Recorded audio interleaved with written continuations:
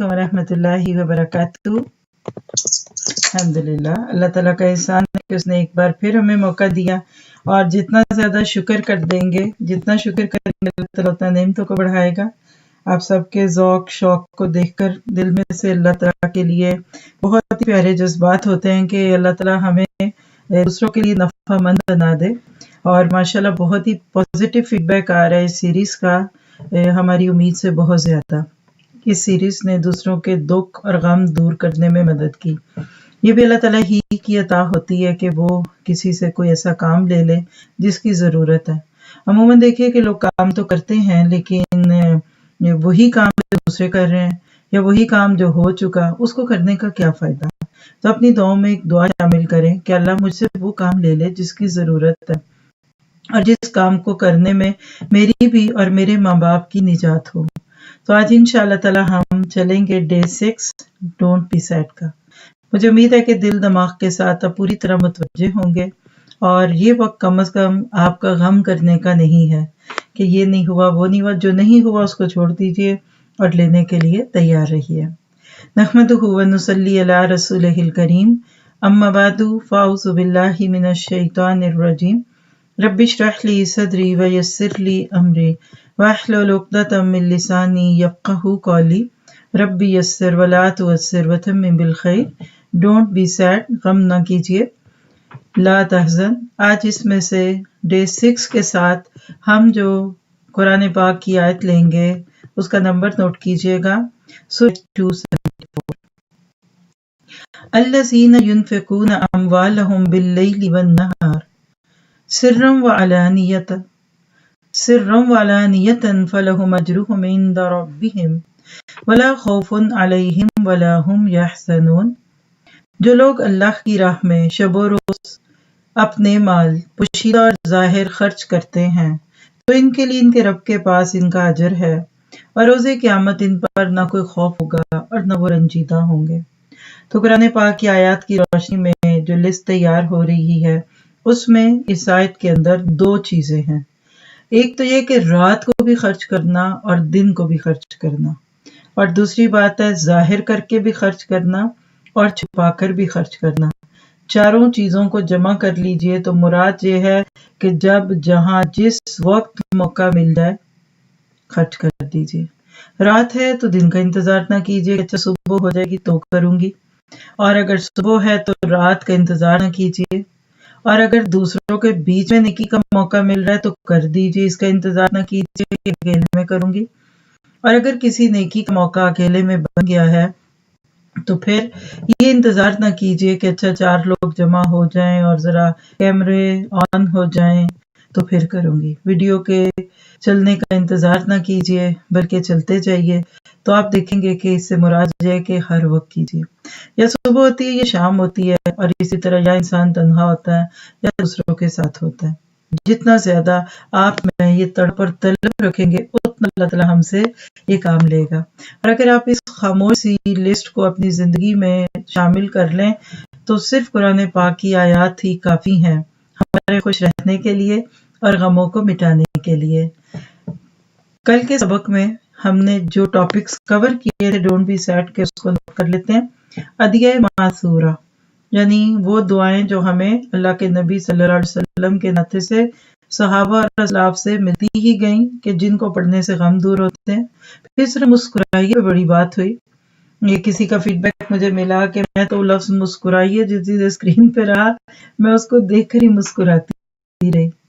تو الحمدللہ مسکرائیے، اور آپ نے دیکھا کتنی لمبی بات ہوئی اس پہ، صرف ایک ٹاپک مسکرائیے۔ چلیے اس وقت بھی مسکرائیے۔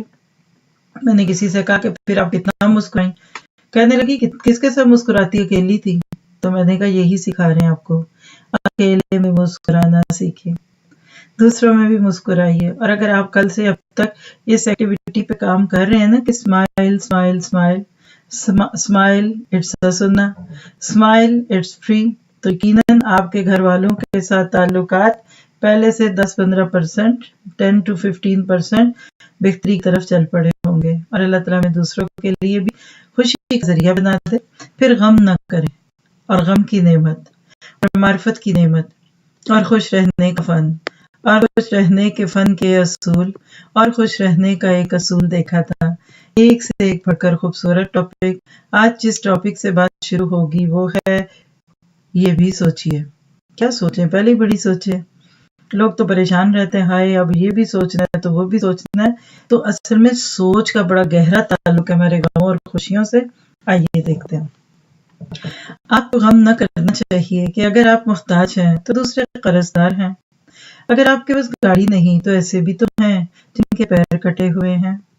چند سیکنڈ سوچیے۔ اگر آپ کو مصائب کی شکایت ہے تو بہت سے لوگ سالوں سال سے ہسپتالوں میں پڑے ہیں۔ اگر آپ کا کوئی بچہ مر گیا ہے تو ایسے بھی ہیں جن کی اولاد کسی حادثے میں ماری گئی۔ آپ غم نہ کریں کیونکہ آپ مسلمان ہیں۔ اللہ، رسول، ملائکہ، یوم آخرت اور اچھی بری تقدیر پر آپ کا ایمان ہے۔ بہت سے لوگ ہیں جو رب کے منکر ہیں، رسول کی تکذیب کرتے ہیں، کتاب میں ان کا اختلاف ہے، یوم آخرت کا انکار کرتے ہیں اور قضاء و قدر میں شک کرتے ہیں، تقدیر کو نہیں مانتے یا ان کو ڈاؤٹس ہیں۔ آپ کو غم نہ کرنا چاہیے کیونکہ اگر گناہ کر لیا ہے تو توبہ کر لیجئے، خطا کی ہے تو استغفار کر لیجئے، غلطی کی ہے اگر تو اصلاح کر لیجئے۔ در رحمت کھلا ہے، اللہ کی بخشش اور رحمت عام ہے، وہ توبہ قبول کرتا ہے۔ آپ غم نہ کریں کیونکہ غم سے آپ کے اعصاب میں تشنج پیدا ہوگا، یعنی اعصاب کھنچیں گے، آپ کے مسلز پل کر جائیں گے، یہ آپ کے وجود کو ہلا دے گا، دل کو پریشان کر دے گا، راتوں کی نیند حرام ہو جائے گی اور رات جاگ کرنا پڑے گا۔ راتوں کو جاگ لیں، ایک رات کا جاگا اگلے پورے دن دل پر بوجھ ڈال دے۔ یاد رکھیے غیر مسنون ہے پوری رات جاگنا۔ تو شاید کیا کہتا ہے، کتنی ہی مصیبتیں ایسی ہیں جن سے آدمی تنگ ہو جاتا ہے، حالانکہ اللہ تعالیٰ اسے چھٹکارا دلا سکتا ہے۔ آدمی سمجھتا ہے کہ ان سے بچا نہیں جا سکتا اور اللہ تعالیٰ نے دور کر کے فراخی عطا کر دیتا ہے۔ تو کیا پتا چلا؟ سوچئے، اپنے سے نیچے والے کو دیکھیے، یہ ہے سوچ اس میں۔ آپ دیکھیے سچے کلمہ گو کو کبھی ڈپریشن نہیں ہوتا۔ اپنی نظروں میں جما لیجیے اس جملے کو، سچے مومن کو کبھی بھی ڈپریشن نہیں ہوتا کیونکہ سچا مومن اللہ پہ نظر لگاتا ہے، ہمیشہ اپنے سے نیچے والے کو دیکھتا ہے اور اس کے دل میں اس بات کا یقین ہوتا ہے کہ میرا رب میرے ساتھ کوئی بھی برائی نہیں کرے گا۔ اور زندگی کا ایک اصول یاد رکھیے گا کہ اللہ کے فیصلوں پہ راضی رہ جانا، اس سے بڑا خوش رہنے کا کوئی راز نہیں۔ ابھی تک ہم نے جتنی بھی ٹپس پڑھی ہیں نا، اگر ہم ان کے لفظ بدل دینا تو ان میں سے اکثریت کا تعلق جو ہے وہ تقدیر پر راضی رہنے سے۔ آپ دیکھیے کہ ہمیں چند چیزیں سوچنی ہیں، مثلا اگر آپ محتاج ہیں، اللہ نہ کرے ہو، تو دوسرے تو مقروض ہیں۔ قرض میں ہونا زیادہ مشکل ہے کہ محتاجی۔ اگر آپ کے پاس گاڑی نہیں تو دوسروں کے پاس پاؤں ہے، سوچیے اس کو، پاؤں ہی نہ ہوتے تو گاڑیوں کا کیا فائدہ ہوتا۔ آپ مصائب کا شکار ہیں، سوچیے، تو کئی لوگ ایسے بھی تو ہیں جو ہاسپٹلز میں پڑے ہوئے ہیں۔ اگر آپ کے بچے کو کوئی مسئلہ ہے تو بہت سے لوگ تو بے اولاد بھی ہیں۔ آپ غم نہ کریں کیونکہ بڑا لکھ لے دل کی تختی میں، کیونکہ آپ مسلمان ہیں۔ مسلمان اور غم یہ دو نہ میچ کرنے والی چیزیں ہوتی ہیں۔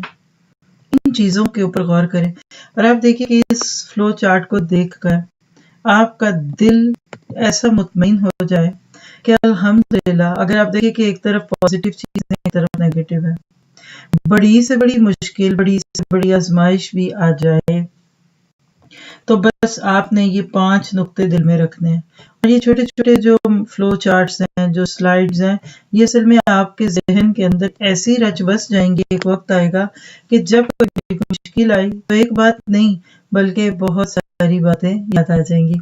تو جب زندگی میں اپنے سے نیچے دیکھیں گے تو آپ ہمیشہ خوش رہیں گے، آپ کی زندگی خوشیوں بھری زندگی ہو جائے گی۔ پھر اسی طرح سے ایک اور چیز بھی دیکھ لیجیے، اور وہ کیا ہے کہ اگر غم آ جائے تو کیا کریں۔ یہ کہنا تو بہت آسان ہے نا، غم نہ کریں، لیکن کیا یہ آپ کے اپنے اختیار میں؟ آپ کے اختیار میں تو نہیں ہے۔ تو کوئی نسخہ، کوئی طریقہ تو ایسا ہوگا نا کہ جس پہ غور و فکر کرنے کے بعد، جس کے اوپر عمل کرنے کے بعد ہمارے غم مٹنے لگیں گے، غم ہلکے ہونے لگیں گے۔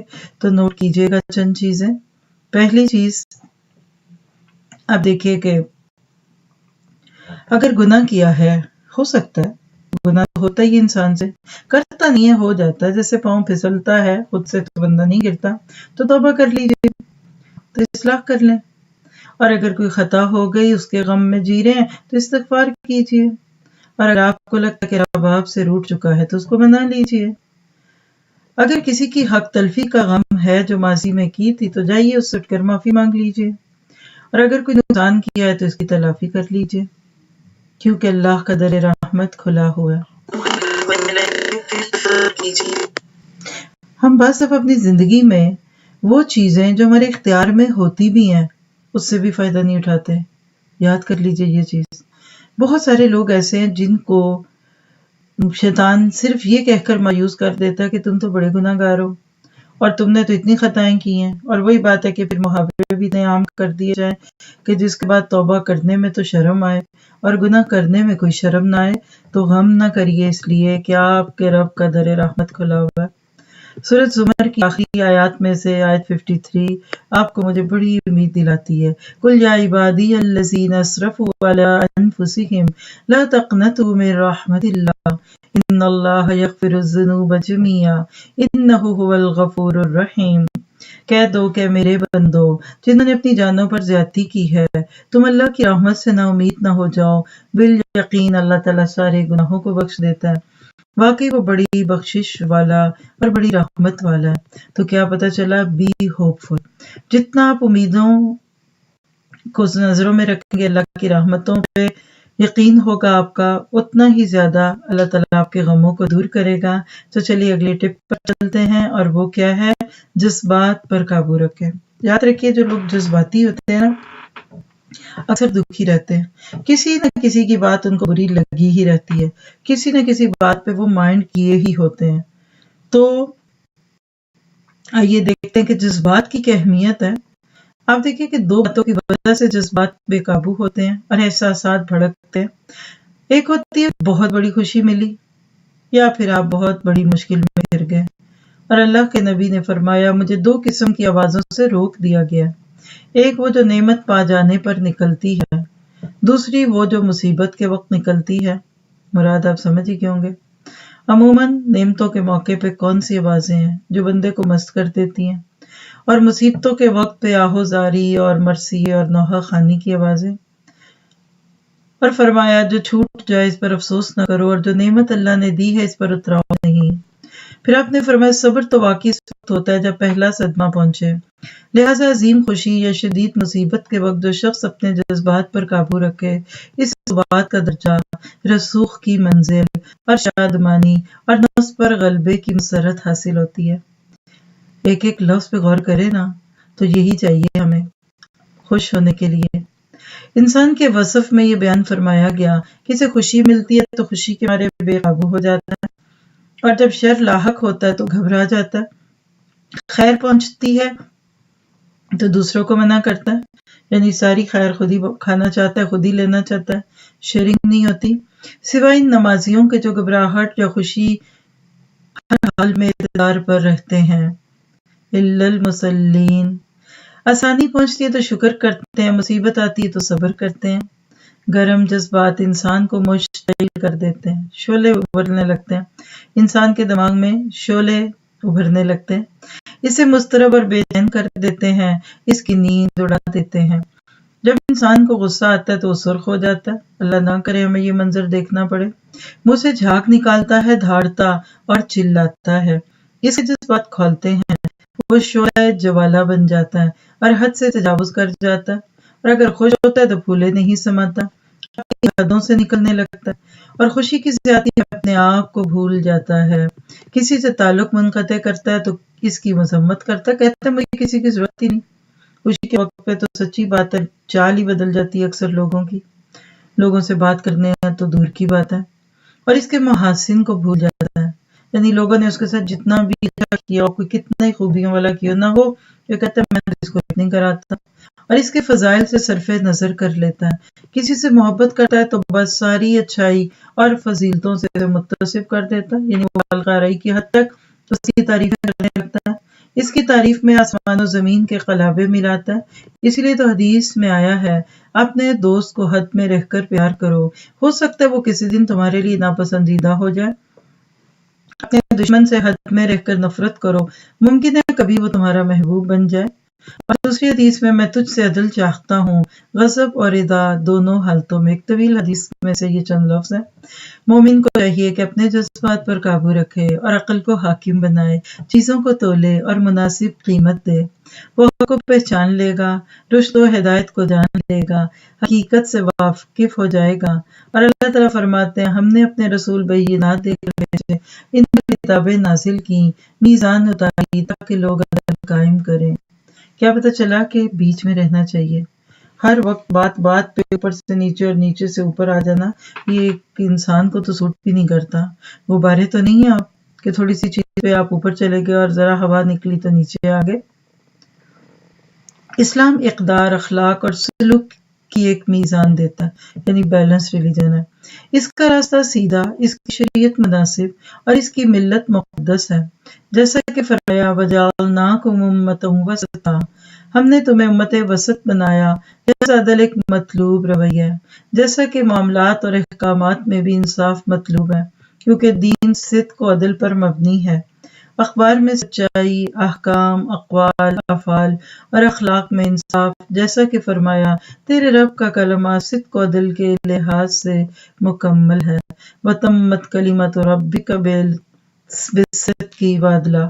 تو کیا پتہ چلا کہ اپنی زندگی میں جذبات تو رکھیے لیکن جذباتی نہ ہو۔ دو لفظ لکھیے جو میں اکثر اپنے ارد گرد رہتے ہوئے لوگوں سے سیکھتی ہوں ان کے رویوں کی وجہ سے۔ وہ کیا ہے؟ جذبات اچھی چیز ہے، جذباتیت بری چیز ہے۔ سمجھانے کی کوشش کرتی ہوں۔ اب دیکھیے جذبات تو زندگی کا آغاز ہے نا، ایموشنز کے بغیر ایک بچہ دنیا میں کیسے آئے گا؟ لیکن جذباتی ہونا گویا کہ آپ کہہ لیجئے ہر حال میں جذبات پر قابو رکھیں۔ بے قابو جذبات کی دو بڑی وجوہات ہوتی ہیں، یعنی عموماً لوگ کب جذباتیت کا شکار ہوتے ہیں؟ نمبر ایک، جب بہت بڑی خوشی ملتی ہے یا پھر سخت مصیبت اس کی زندگی میں آتی ہے۔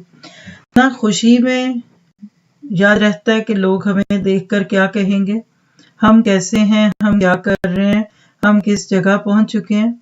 اور اسی طرح سے دوسری طرف بھی اگر آپ دیکھ لیجئے تو لوگ اسی قسم کی کیفیت کا شکار ہو جاتے ہیں۔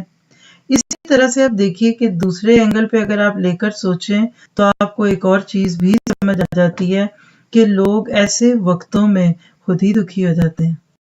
تو بہت برا لگتا ہے۔ آپ نے وہ واقعہ کئی بار میرے سے شاید سنا ہو کہ ایک بادشاہ کو خوشی اور غم میں اپنے اوپر قابو نہیں رہتا تھا، بعد میں بہت ہی شرمندہ ہوتا کہ یہ میرے ساتھ کیا ہو گیا۔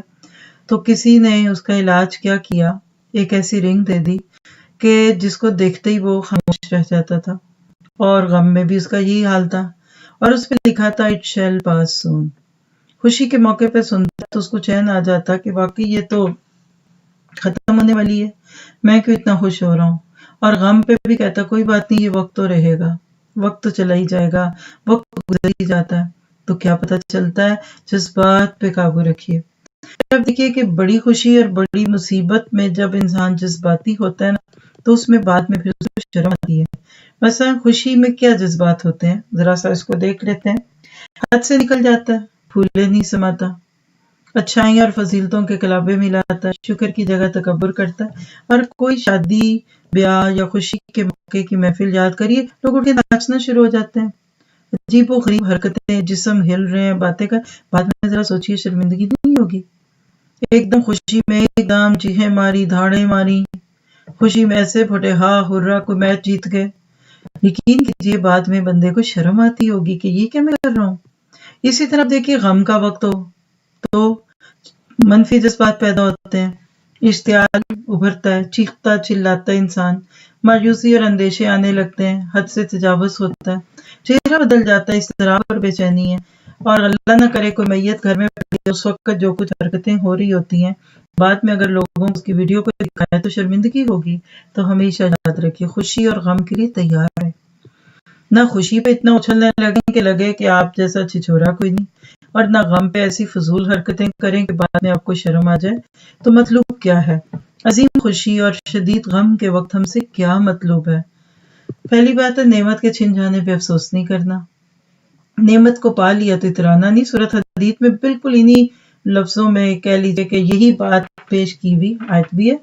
فَلَا تَأْسَوْا عَلَىٰ مَا فَاتَكُمْ، جو چھن گیا اس کے اوپر تم غم نہ کرو، اور اسی طرح جو مل گیا اس پہ بہت اکڑ نہ رکھو.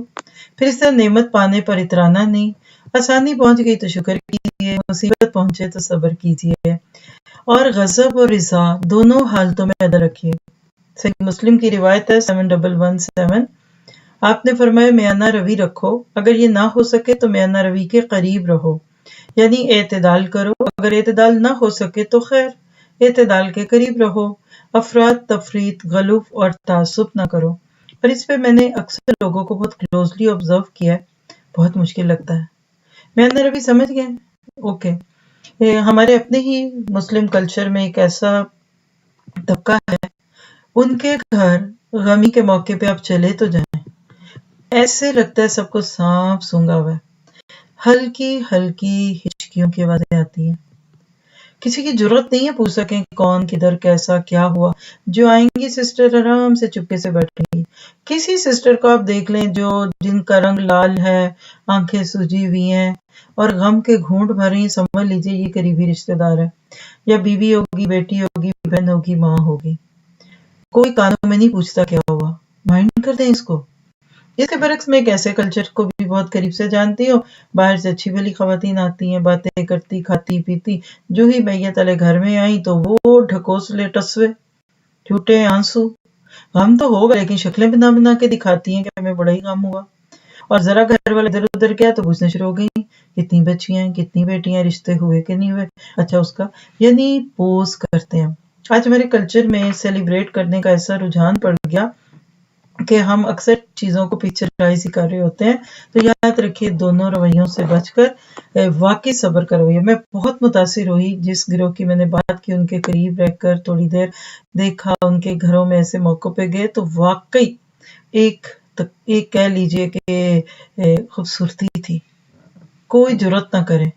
بعد میں باہر جا کر کوئی پوچھ لے ہوا کیا، کس کا گیا، کس کی بیٹی، کس کا بیٹا، لیکن سامنے نہیں پوچھ سکتا. تو ایسے لوگ پھر اپنی عزت کو قائم رکھتے ہیں. پھر تیسری چیز ہم نے اس میں سیکھی ہے کہ میزان عدل ہر جگہ، یعنی عدل کی ترازو ہاتھ میں پکڑیے. اقدار آپ کی، یعنی آپ کی روایات ہیں، آپ کے نارمز ہیں، اس پہ عزت نہ آنے دیجیے. اخلاق کے معاملے میں عدل پہ رہیے، نہ بہت اسمائلی کہ ہر ایک کے گلے پڑ رہے ہیں، اور نہ بالکل روکھے سوکھے کہ کوئی آپ کی شکل نہ دیکھنا چاہے.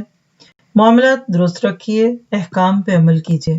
دین بیلنس ریلیجن ہے، اللہ ہمیں بھی بیلنس بنا دے. اگلی ٹپ لیتے ہیں صحابہ کرام کی محمد صلی اللہ علیہ وسلم کے ذریعے سے خوش بختی. کچھ لوگ بہت ہی خوش قسمت ہوتے ہیں کیونکہ ان کو ایسے لیڈرز مل جاتے ہیں. صحابہ کرام ایسے ہی خوش قسمت لوگ تھے. ہمارے رسول صلی اللہ علیہ وسلم لوگوں کے پاس ربانی مشن لے کر آئے. آپ کی دعوت کا دنیا نے پروپیگنڈا نہیں کیا، نہ آپ کو خزانہ دیا گیا، نہ آپ کے پاس کوئی باغ تھا جس سے کھاتے، نہ آپ کسی محل میں رہے. چاہنے والے اسی سادہ زندگی، شدید مشقت اور کمزوری کے باوجود آپ کی طرف لپکے، آپ سے بیعت کی. ایسے عالم میں جب ان لوگوں کو چک لیے جانے کا خطرہ تھا، یعنی کوئی مارکیٹنگ نہیں ہوئی اللہ کے نبی کی، کوئی کنونسنگ نہیں ہوئی، کوئی اشتہار نہیں چھپے، کوئی سیاسی بینر نہیں بنے، لیکن کیسے آپ کے ارد گرد لوگوں کے جھنڈ کے جھنڈ ہوتے تھے، آپ سے محبت کرتے تھے. اس کے باوجود آپ کے ساتھیوں نے آپ سے محبت کی. ان لوگوں کا وادی ابی طالب میں محاصرہ کیا گیا، جس کو شاب ابی طالب کہتے ہیں. 3 سال تک، 7 نبوی سے لے کر 10 نبوی تک 3 سال ایک گھاٹی میں لاک ڈاؤن میں رہے. کسی نے گلہ اور شکوہ نہیں کیا. روزی بند کی گئی، کے خلاف شعر و شاعری ہوئی، رشتہ داروں نے جنگ کی، شدید اذیتیں آپ کو پہنچائی گئیں.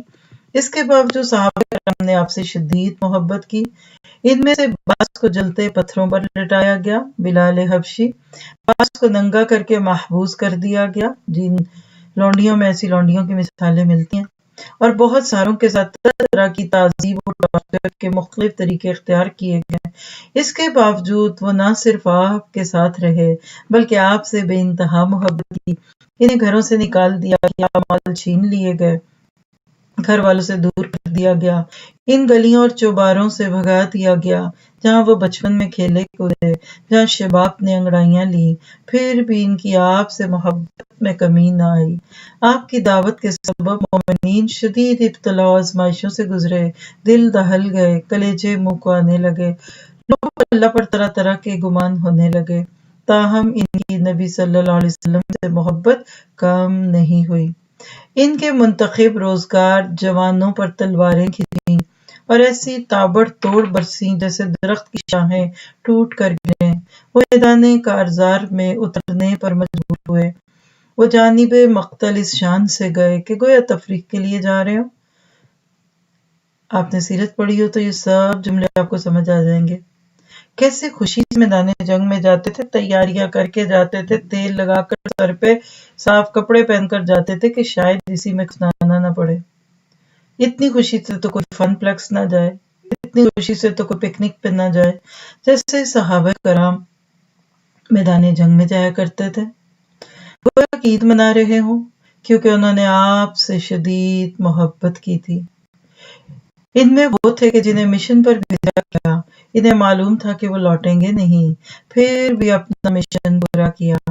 کسی کو ایسی مہم پر بھیجا گیا جہاں موت انتظار کر رہی تھی، لیکن وہ جان ہتھیلی پر رکھ کر گئے کیونکہ نبی کی محبت کا تقاضا یہی تھا۔ اسی لیے تو اللہ تعالیٰ کہتے ہیں ان کے لیے رضی اللہ عنہم ورضوا عنہ۔ یقیناً یہ جملے سنتے وقت آپ کو صحابہ کرام پر ٹوٹ کر پیار آ رہا ہوگا، لیکن وجہ یہ سب کچھ کیوں تھا؟ صحابہ کرام اللہ کے نبی صلی اللہ علیہ وسلم کے ساتھ اس طرح کندھے سے کندھا ملا کر کیوں چلے؟ اتنی شدید محبت کس کو ہوتی ہے؟ جن کی سوچ ملتی ہے۔ تو صحابہ کرام کے ان اعمال کو دیکھتے وقت ایک سوال اٹھتا ہے، اور وہ کیا ہے کہ انہوں نے ان ساری تکلیفوں، مشقتوں، مجاہدوں کو بھول کر آپ کی دعوت کو منا کیوں؟ یعنی ایک جملے میں چھوڑ کے گھر بیٹھ جاتے، پکڑے اپنا دین اور اپنی مشکلات، اور دین کا غلبہ ہم سے نہیں ہوتا۔ آپ دیکھیں نا، چوائس تو تھی نا، کوئی بندھے ہوئے تو نہیں تھے، کوئی غلام تو نہیں تھے، اور اللہ کے نبی جیسا لیڈر صرف راستہ دکھاتا تھا، اس کے بعد زبردستی تو کسی پہ نہیں ہوتی تھی۔ لیکن صحابہ کیوں نہیں پلٹے؟ سوال سمجھے؟ ڈونٹ بی سیڈ ہے جی، لا تحزن۔ بعض لوگ کہتے ہیں ساری مشکلیں دین کے کام کی ہیں، اور ساری مشکلیں بس دین کے ساتھ جو تعلق دن بدن بڑھتا ہی جا رہا ہے نا، اس کی ہیں، تو اتار کے پھینک دیں۔ کئی اسٹوڈنٹ کورسز چھوڑ دیتے ہیں، نہیں جی کینٹ کاپ اٹ، ہم اس پہ چل نہیں سکتے، ہمارے لیے یہ ممکن نہیں، یہ نہیں، وہ نہیں، چھوڑ دیجیے۔ صحابہ نے کیوں نہیں چھوڑا؟ یہ سوال ہے ادھر، تو نوٹ کیجیے گا کہ کون نہیں چھوڑتا۔ کس کو یہ غم خوشیوں سے زیادہ عزیز ہوتے ہیں؟ جن کو اس مشن کی سمجھ آ جاتی ہے۔ صحابہ ان شدید تکلیفوں اور مجاہدوں کو بھول کر آپ کی دعوت کو کیوں مان رہے؟ آپ کے طریقے کو اپنایا کیسے؟ آپ سے محبت کیوں کرنے لگے؟ کیونکہ آپ نے انہیں خیر کا سبق پڑھایا تھا۔ لکھنے والے جملے ہیں، دل کی تختیوں پہ لکھ لے۔ نیکی اور حق پرستی کا درس دیا، بلند اہداف یعنی گولز اور امور ان کے سامنے رکھ دیے، اپنی شفقت سے ان کے دلوں کی پیاس بجھا دی، اپنی گفتگو سے ان کے سینے ٹھنڈے کر دیے، اپنا پیغام انہیں کھول کر پلا دیا، ان کے دلوں میں رضامندی انڈیل دی۔ اسی لیے دعوت کے راستے کی تمام تکالیف وہ بھول گئے۔ انہیں یقین کی وہ دولت ملی کہ سب کچھ ہنسی خوشی جھیل لیں۔ آپ نے ان کے ضمیر روشن کر دیے، قلوب کو منور کر دیا، کانوں سے جاہلیت کا بوجھ اتار دیا، گردنوں کو شرک کی غلامی سے آزاد کر دیا، سینوں میں عداوت اور بغض کی آگ بجھا دی، جذبات کو پاکیزگی اور احساس میں یقین کی کیفیت پیدا کر دی، روح مطمئن اور دل سرشار ہو گئے۔ آپ کے ساتھ وہ زندگی کی حقیقی لذت سے ہم کنار ہوئے۔ آپ کی اطاعت میں انہیں نجات مل گئی، آپ کی پیروی نے انہیں غنی کر دیا، آپ کے دربار میں وہ سکون اور اطمینان کی دولت سے سرفراز ہوئے۔ اسی لیے اللہ تعالیٰ کہتے ہیں اِنَّا أَرْسَلْنَاكَ رَحْمَةً لِّلْعَالَمِينَ، ہم نے آپ کو تمام جہان والوں کے لیے رحمت بنا کر بھیجا ہے۔ اور کہا آپ تو صراط مستقیم کی دعوت دیتے ہیں، وہ انہیں اندھیروں سے اجالے کی طرف لاتا ہے، وہی ہے جس نے ان پڑھ لوگوں میں انہی میں سے ایک رسول بھیجا جو انہیں اس کی آیات پڑھ کر سناتا اور ان کو پاک کرتا ہے اور انہیں کتاب و حکمت کی تعلیم دیتا ہے، اگرچہ اس سے پہلے وہ کھلی گمراہی میں تھے۔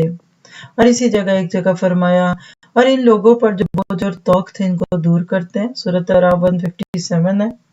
وَيَضَعُ عَنْهُمْ إِصْرَهُمْ وَالْأَغْلَالَ الَّتِي كَانَتْ عَلَيْهِمْ، اور اسی طرح فرمایا اطیعوا اللہ واطیعوا الرسول، اللہ اور اس کے رسول کی اطاعت کرو جب وہ تمہیں زندگی بخش پیغام کی طرف بلائے، سورۃ انفال 24 ہے۔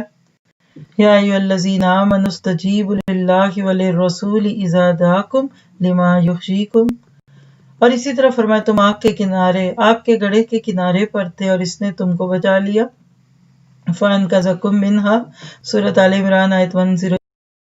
اسی طرح اپنے رہبر اور قائد کے ساتھ وہ حقیقت میں خوش نصیب تھے اور خوش و خرم تھے۔ اے اللہ محسن انسانیت صلی اللہ علیہ وسلم پر ہزارہ درود و سلام ہو اور صحابہ کی قربانیوں پر ان کو بہترین بدلہ دے، آمین۔ آپ سب نے اس سے کیا سیکھا؟ میں نے تو شاید ابھی تک جتنے ٹاپکس تھے سب سے زیادہ اس کو انجوائے کیا، اور اس میں واقعی مجھے صحابہ کرام کی خوش قسمتی پہ جو رشک آ رہا تھا وہ تو تھا ہی، مجھے اللہ کے نبی پر بھی رشک آ رہا تھا جن کو اتنے پیارے ساتھی ملے۔ آج بھی بعض لوگ دن رات کام کرتا دیکھ کر، جان مال وقت صحت سب لوٹاتا دیکھ کر یہی سوال کرتے ہیں کہ آخر اتنے اچھے ساتھی کہاں سے ملتے ہیں؟ اور میں تحدیث نعمت کے لیے کہوں گی کہ میں بھی ان خوش قسمت لوگوں میں سے ہوں جن کو ساتھی بہت پیارے ملے، ہر دور میں، ہر موقع پہ، اوقات سے بڑھ کر، تمنا سے بڑھ کر، دعاؤں سے بڑھ کر اچھے ساتھی ملے، جن کی وجہ سے الحمدللہ جو بھی تھوڑا بہت کام ہو رہا ہے اللہ تعالیٰ اس کو بڑھا کر رکھے اور ہمیشہ آگے سے آگے بڑھائے۔ تو مجھ سے اکثر لوگ یہ سوال کرتے ہیں کہ ہم یہ دیکھتے ہیں کہ آپ کے ساتھ جو ساتھی ہیں وہ انتھک کام کرتے ہیں۔ کسی نے ایک سوال بھی کیا، بڑی ضرورت تھی کیونکہ وہ دور سے ہی تھے، تبھی قریب والوں تو سوچا بھی نہیں کبھی کہ ان کو پے ملتی ہے، یہ جو دن رات کام کرتے ہیں ان کی پے ہے؟ تو میں ایک ہی جواب میں دے دوں کہ ان کو پے دیتے دیتے کنگال ہو جائے گا قرآن۔ یہ تو خود ایسٹ ہیں، ان کو کیا دیا جائے، دولت کو دولت کی کیا ضرورت ہے؟ تو یاد رکھیے جب آپ لوگوں کے اندر خیر کا مادہ ابھار دیں، ان کو آپ کے ذریعے زندگی کا ایک خوبصورت مقصد مل جائے اور وہ دیکھ لیں کہ ہماری قدردانیاں ہیں، ہماری کس نے قیمت لگانی تھی؟ وہ کہتے ہیں نا کہ تو نے خرید کر انمول کر دیا، ہماری قیمت کیا تھی؟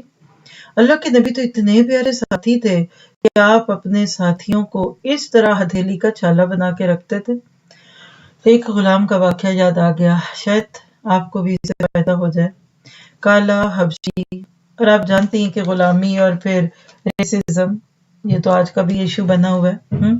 تو اللہ کے نبی صلی اللہ علیہ وسلم بازار سے گزرے تو وہاں ایک اپنے بڑے مخلص ساتھی کو دیکھا جس میں یہ ساری ہی چیزیں تھیں۔ آپ نے اس کو پیچھے سے پکڑا اور ایسے جیسے پیار سے نہیں اٹھاتے، بچوں کو کبھی اٹھا لیتے ہیں، کبھی ایک صحت مند دوست کسی پتلے دبلے دوست کو اٹھاتا ہے، پھر آواز لگائی لوگو تم میں سے کون اس کو خریدے گا؟ تو صحابی نے جب پیچھے مڑ کے دیکھا تو اللہ کے نبی ہیں، اتنے چہرے پہ اسمائل، مسکراتے چمکتے دانت، اللہ کے نبی مجھے کون خریدے گا؟ کالا حبشی بجنگ، نہ میرے پاس دولت نہ شکل نہ کوئی میرا نسب نہ حسب، پھر اس پہ جو زبان نبوت سے موتی جھڑے، کسی وقت حدیث ہی سناؤں گی، میں کیوں بولوں وہ؟ لیکن وہ شخص رو پڑا، اللہ کے نبی میری کیا قیمت ہے؟ اللہ کے نبی نے فرمایا تیری بڑی قیمت ہے۔ اس کے بعد سے آپ دیکھیے سورۃ کہف میں آپ ہر جمعے پڑھتے ہوں گے وَلَنُقِیمَ لَهُمْ یَوْمَ الْقِیَامَةِ وَزْنًا، کفار بڑے بڑے موٹے تازے قیامت کے دن میدان محشر میں لائے جائیں گے اور پلڑوں میں ان کا کچھ وزن ہی نہ ہوگا۔ کیوں نہیں ہوگا؟ اس لیے کہ اچھے ساتھیوں کی قیمت ہوتی ہے۔ بیکار لوگ دیکھ لیجئے، تبت یدا ابی لہب وتب، نام لے کر ایسے شخص کو پیش کر دیا گیا، تو یہ بہت بڑی خوش قسمتی ہوتی ہے ایک اس بندے کی جو اللہ کے نام پہ نکلے اور اس کو اچھے ساتھی مل جائیں، اور ساتھیوں کی بھی یہ بہت بڑی خوش قسمتی ہوتی ہے کہ کوئی پلیٹ فارم مل جائے، کوئی درد سہنے والا مل جائے، کوئی کام دینے والا مل جائے اور دعائیں مانگنے والا مل جائے. جس کو یہ نعمتیں مل گئیں اس کو تو سر سجدوں میں رکھنا چاہیے. تو کیا سیکھا، آئیے ذرا چند میپس کی صورت میں دیکھتے ہیں. پہلی بات ہے کہ رسول اللہ صلی اللہ علیہ وسلم کا مشن ربانی مشن تھا. آپ اللہ کی طرف سے نامینیٹڈ تھے. اب اس پہ اگر میں بات کرنے لگ گئی تو مجھے ڈر ہے کہ وقت اوپر ہو جائے گا، ورنہ اس سے بہت زیادہ بات کروں اس پہ. پر کیا جی صبح ہی سوچا اس بارے میں کہ اسی سے ملتا جلتا ٹاپک ہے، لیکن بات تو سچ ہے کہ آج انفرادی محاسبوں میں تو بہت سارے لوگ اس طرح پہ چلے گئے کہ وہ بڑے بڑے نیکیوں کے پہاڑ بن گئے. بہت سارے اپنے ذاتی صفائی ستھرائی میں اتنا آگے جاتے ہیں کہ سنت، فرض، نفل، عبادات اور روزے پر وظائف. بری بات تو نہیں ہے، بہت اچھی بات ہے، لیکن ان کی زندگی کا ہدف یہ نہیں ہے کہ ہم اس دین کو نافذ بھی کریں اور اس کو لے کر چلیں. اور اسی طرح سے آپ دیکھیے کہ وہ ذاتی چیزوں پہ پڑھ کر اتنے ہوئے کہ انہوں نے اجتماعی طور پہ دنیا سے اندھیرے ختم کرنے کی کوشش ہی نہ کی. اور اللہ کے نبی کی وہ حدیث یاد آ جاتی ہے کہ جس میں آپ نے فرمایا کہ وہ شخص جس کا ایک لمحہ بھر بھی، جس کی اندر کوئی اللہ کے حکم سے دوری نہ آئی، لیکن وہ بستی کی برائیوں اور ان ساری چیزوں کو دیکھ کر وہ کبھی اس کا چہرہ متغیر نہ ہوا. تو میں یہ حدیث سن رہی تھی آج، تو میں پریشان تھی کہ اللہ تعالیٰ کیا بنے گا. ہماری ذاتی عبادات، ہماری چیزیں ہمیں اور چمکاتی جائیں، ہم اپنے ہی پڑھنے پڑھانے پہ کھوئے رہیں، ہم اپنی تجوید اور اچھی کرتے رہے اور ہم اپنی گرامر کی گتھیاں سلجھاتے رہیں، اور موت کا رشتہ آ جائے تو پھر عملی کام کیسے کریں گے؟ جاہلیت کے اندھیرے کیسے ختم ہوں گے؟ قرآن کا نور کیسے عام ہوگا؟ تو واقعی یہ بات سچ ہے کہ اللہ کے نبی کو اللہ نے جو مشن دیا تھا نا، وہ مشن بڑا خوبصورت تھا، اور اس مشن کی تکمیل کے لیے ساتھی بھی اچھے دیے. کیا تھا آپ کا مشن؟ توحید کی دعوت تھی. لا الہ الا اللہ کو عام کر دو. یعنی آپ کی زندگی کا مشن یہ تھا کہ ساری دنیا میں نور توحید کا اتمام ہو جائے. وہ کہتے ہیں نا کہ وقت فرصت کہاں کام ابھی باقی ہے، دنیا میں نور توحید کا اتمام ابھی باقی ہے. دوسرا آپ کا مشن تھا سادہ زندگی. آپ کسی سچے دیندار کے قریب جا کر دیکھ لیجیے، اس سے زیادہ سادہ زندگی کتنی ہوگی. سادہ باتیں، سادہ سادگی، تکلف نہیں. وما انا من المتکلفین، اللہ کے نبی خود اپنے بارے میں کہتے ہیں، قرآن کی آیت ہے. پھر اسی طرح دیکھیے شدید مشقت. تو یہ آپ کے لیے کرائٹیرین ہے کسی کو پرکھنے کا بھی، خود محنتی ہے یا سست ہے. پھر ثابت قدمی، اللہ کے نبی اور اصحاب نبی میں ثابت قدمی تھی. اور پھر سب سے بڑی بات خیر خواہی. چلیے لکھیے اپنے لیے. آپ میں سے بھی بہت سارے لوگ ماشاءاللہ دین کے مددگار ہیں، انصار اللہ. 1 2 3 4 5، کیا یہ 5 چیزیں آپ کی بھی زندگی میں ہیں؟ اگر ہیں تو خوش قسمت ہیں آپ. وہ تو صحابہ تھے، وہ تو اللہ کے نبی کے دور میں پیدا کیے گئے. ہم آج کے اس دور میں پیدا ہونے کے باوجود بھی انشاءاللہ درجے ضرور پائیں گے. اور اس ساری چیزوں کے ساتھ آپ ساری چیزوں کو اگر سامنے لے کر دیکھیں گے نا، تو آپ اس چیز کو یقین سے مان جائیں گے کہ آج کے دور کے خوش قسمت لوگ وہی ہیں جو ان 5 چیزوں پہ جمے ہوئے ہیں. پھر اسی طرح سے آپ دیکھیے کہ نبی کریم صلی اللہ علیہ وسلم سے اگر آپ کو محبت ہے تو اس محبت کا تقاضا کیا ہے؟ 5 پوائنٹ آپ کے سامنے ہیں.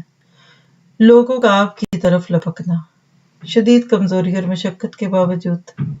دیکھیے لوگ کروڑوں لگا دیتے ہیں فیورٹ بننے کے لیے، لاکھوں لاکھ کپڑے، زیور، جوتی، گاڑیاں، سیل فون، بنگلے، ٹیلی فون اور بڑے بڑے جہاز اور فلاں رکھ کر کے لوگ ہم سے محبت کریں. نبی کے پاس کیا تھا؟ صحابہ کرام کا آپ سے محبت کرنا اتنے خطروں میں پڑنے کے باوجود. آج بھی کچھ لوگ کہتے ہیں کیا مصیبت ہے، چھوڑے، دین کا کام ہی ہے نا، کوئی ضروری ہے ہم ایسے ہی کریں، ادھر ہی کریں، ان کے ساتھ ہی کریں. یہ صرف وہ کہہ سکتے ہیں جن کو ابھی وہ تڑپ نہیں لگی ہوتی، جو اس مشن کے راہی نہیں ہوئے ہوتے. اس طرح دیکھیں صحابہ یہاں پر بھروسہ کیا شدید ابتلا اور آزمائشوں کے باوجود. کوئی دنیا کا بڑے سے بڑا سیاسی لیڈر لوگوں کو ایسے نہیں خرید سکتا جیسے صحابہ کرام اللہ کے نبی کے ساتھ لگے ہوئے تھے. پھر آپ دیکھیے کہ نبی کی محبت میں جان ہتھیلی پر اگر موت کا انتظار کیا، خرچ سے جاتے تھے. آپ حضرت طلحہ کے بارے میں پڑھ لیجئے، غزوہ احد میں شہید ہونے والوں کو دیکھیے، جان ہتھیلی پہ رکھ کر لڑے، اور فدا امی و ابی کے لقب پانے والے اللہ کے نبی سے، پھر آپ کی صحبت میں رہے کتاب و حکمت کے حصول کے لیے۔ یہ صرف وہ جان سکیں گے بات جن کی زندگی آج بھی ایسی ہے، باقیوں کو تو شاید پوری بات سمجھ بھی نہ سکے۔ تو دعا کیجیے اللہ مجھے آپ کو نبی صلی اللہ علیہ وسلم اور اصحاب نبی کے مشن پہ چلا دے۔ اللہ کے نبی صلی اللہ علیہ وسلم خوش بختی کیسے ہیں؟ یعنی ہم نے ٹاپک یہی رکھا نا کہ صحابہ کرام کے لیے اللہ کے نبی ایک بہت بڑی خوش بختی تھے۔ آپ مطلب کہہ رہے صحابہ کی خوش قسمتی تھی کہ اللہ کے نبی ان کی زندگی میں تھے۔ تو وجہ یہ ہے کہ اللہ کے نبی توحید کا درس دیتے تھے۔ سوچئے تو صحیح، اگر اللہ کے نبی نہ آتے اور ہمیں پتہ ہی نہ چلتا کہ توحید کیا ہوتی ہے، لا الہ الا اللہ کیا، تو صحابہ سے ہوتے ہوتے آج تک ہم لوگ بھی اس سے محروم ہی گزر جاتے، اور آخرت میں جاتے تو اچانک پہلے ہی سوال پکڑنا جاتا کہ بتاؤ، قبر میں جاتے ہی من ربو کا، تو ادھر ادھر دیکھتے تو کیا پتہ چلا اللہ کے نبی ہم سب کے لیے خوش بختیاں، اور ان کے ذریعے یہ پیغام استادوں سے استادوں کے اور علماء اور فضلاء اور محدثین کے ذریعے جس جس بندے کے تھرو ہم تک پہنچا، یہ ہماری خوش بختی ہے۔ کسی کو استاد مل جائے جو توحید کا درس دے، اس سے بڑا خوش قسمت بندہ کوئی نہیں۔ کئی استاد ہیں جو توحید سے دور کرتے ہیں۔ پھر اس طرح دیکھیے اللہ کے نبی نے خیر کا سبق دیا۔ آپ بھی اپنے استادوں کو پرکھا کریں، خیر کا سبق دیتے ہیں کہ شر کا، توحید کا سبق دیتے ہیں کہ شرک کا، حسن خلق ہے اور شفقت ہے کہ نہیں، گالیاں گلوچ اور کرختگی تو نہیں ان کے انداز میں، اور ہدف کیا دیتے ہیں، چھوٹا سا بس گھر میں رہ لو، سوتے رہو، ہفتے میں ایک دن اٹھ کے کلاس لے لینا، یا پھر ان کے بلند ہدف ہے۔ اور اسی پہ اگر میں اللہ کے نبی کو خراج تحسین دینے کے لیے کہہ دوں نا کہ کسی نے پوچھا تھا کہ میر لشکر کون ہوتا ہے، ہو از دا گڈ لیڈر، تو اس میں چند چیزیں علامہ اقبال نے جو جمع کی ہیں تقدیم و تاخیر کے اندیشے کے ساتھ بھی بتا دوں تو نگاہ بلند، سخن دل نواز، جہاں پرسوز، یہی ہے رخت سفر میر کارواں کے لیے۔ لیڈر، استاد یا مینٹور، کچھ بھی کہہ لیجئے، سب سے پہلے نگاہ بلند ہوتی ہے، یہ ہے بلند ہدف۔ چھوٹا ہدف نہیں دیتا بڑا استاد، بڑا استاد وہ جو آپ کو بڑے ہدف دے، تھوڑا سا ہدف دے کر اس میں کچھ کمی آپ ہی کر کے آپ تو میڈیوکر پہ آ جائیں گے، آپ تو عام لوگوں کے درجے پہ پہنچ جائیں گے۔ پھر اسی طرح آپ دیکھیے کہ نگاہ بلند، سخن دل نواز، بات کرے تو دل میں اترے، یہ ہے حسن خلق و شفقت۔ اور پھر اس کے بعد آپ دیکھیے جہاں پرسوز، لعلک باخع نفسک، لوگوں کی تڑپ، ہائے لوگ، ہائے میرے لوگ، ہائے امتی امتی امتی، یعنی یہ جب تک تڑپ نہیں آتی تو رخت سفر نہیں بنتا میرے کارواں کے لیے۔ تو اللہ تعالیٰ آپ کو مجھے بھی انہی خوبیوں سے متصف کر دے۔ اور آل عمران 103 میں اللہ تعالیٰ کہتے ہیں وَكُنْتُمْ عَلَىٰ شَفَا حُفْرَةٍ مِّنَ النَّارِ فَأَنقَذَكُم مِّنْهَا، اور تم آگ کے گڑھے کے کنارے تک پہنچ چکے تھے تو اللہ نے تم کو اس سے بچا لیا۔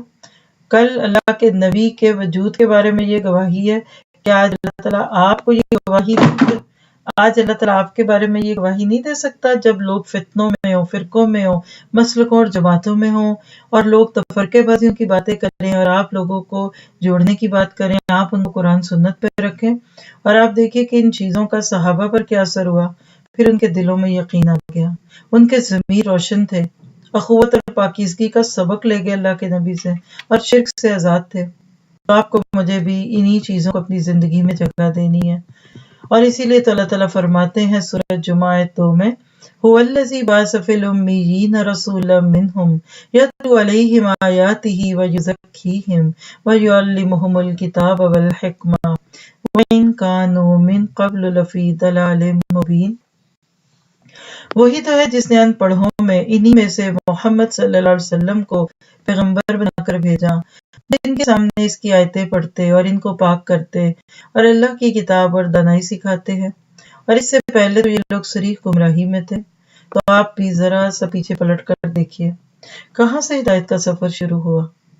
کیا آپ کی بھی زندگی میں کوئی ایسا استاد آیا جس نے آپ کو قرآن انگلی پکڑ کر پڑھنا سکھایا، جس نے آپ کو قرآن کی ایک ایک آیت کا سط اور اثر نچوڑ کر دیا، آپ کا تزکیہ کیا، آپ کی تربیت کی، آپ کو حکمتیں سکھائیں، آپ کو حدیث سکھائی؟ اگر آپ کی زندگی میں ایسا کوئی شخص آ چکا، ساری زندگی اس کے غلام بن جائیں۔ حضرت علی رضی اللہ عنہ فرمایا کرتے تھے کہ جس نے مجھے ایک لفظ خیر کا اگر سکھا دیا میں اس کا غلام ہوں، دنیا کے جس بازار میں جا کر مجھے بیچنا چاہے بیچ دے، میں بکنے کو تیار ہوں۔ اللہ تعالیٰ ہمیں بھی اتنی ہی عاجزی کے ساتھ یہ علم لینے اور دینے والا بنا دے۔ پھر اس کے بعد اگلا ٹاپک بھی بہت ہی ہٹ ٹاپک ہو سکتا ہے، کیونکہ آج کے دور کا ایک بہت بڑا مسئلہ، آئی ایم گیٹنگ بورڈ، میں بور ہو رہا ہوں۔ لکھیے زندگی میں اکتاہٹ کو نہ آنے دیجیے۔ جب ہم اکتا جاتے ہیں تو کیا حالات ہوتے ہیں، تھوڑا اس پہ بات کرتے ہیں۔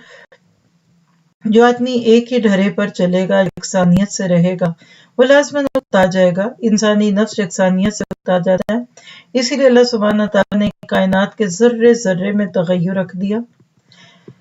زمانے الگ ہیں، مکان میں تغیر ہے، کھانے کی چیزیں پینے کی چیزیں الگ ہیں، اور مخلوقات میں اختلاف ہے۔ رات ہے دن ہے، پہاڑ میں نشیب و فراز ہیں، کالے کے ساتھ گورا ہے، گرم کے ساتھ ٹھنڈا ہے، گرمی کے ساتھ سایہ ہے، کھٹے کے ساتھ میٹھا ہے۔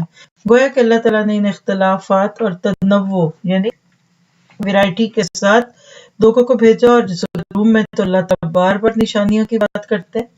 یہ سب اللہ کی نشانی ہے، جیسے سورۃ نحل آیت 69 میں آتا ہے کہ ان کے پیٹ سے مختلف رنگوں کا مشروب نکلتا ہے جس کے رنگ مختلف ہیں، یعنی شہد کے مختلف رنگ، اور کھجوروں کے درخت ہیں شاخدار، اور بعض ایسے ہیں جو بے شاخ ہیں، اور زیتون اور انار جو باہم ایک دوسرے کے مشابہ بھی ہوتے ہیں اور ایک دوسرے کے مشابہ نہیں بھی ہوتے، اور پہاڑوں کے مختلف حصے ہیں، سرخ اور سفید، کن کی رنگتیں مختلف ہیں اور بہت گہرے سیاہ، اور قاتل کلیام نداولها بین الناس، یہ گردش زمانہ ہے، ہم اسے لوگوں کے درمیان الٹتے پلٹتے رہتے ہیں۔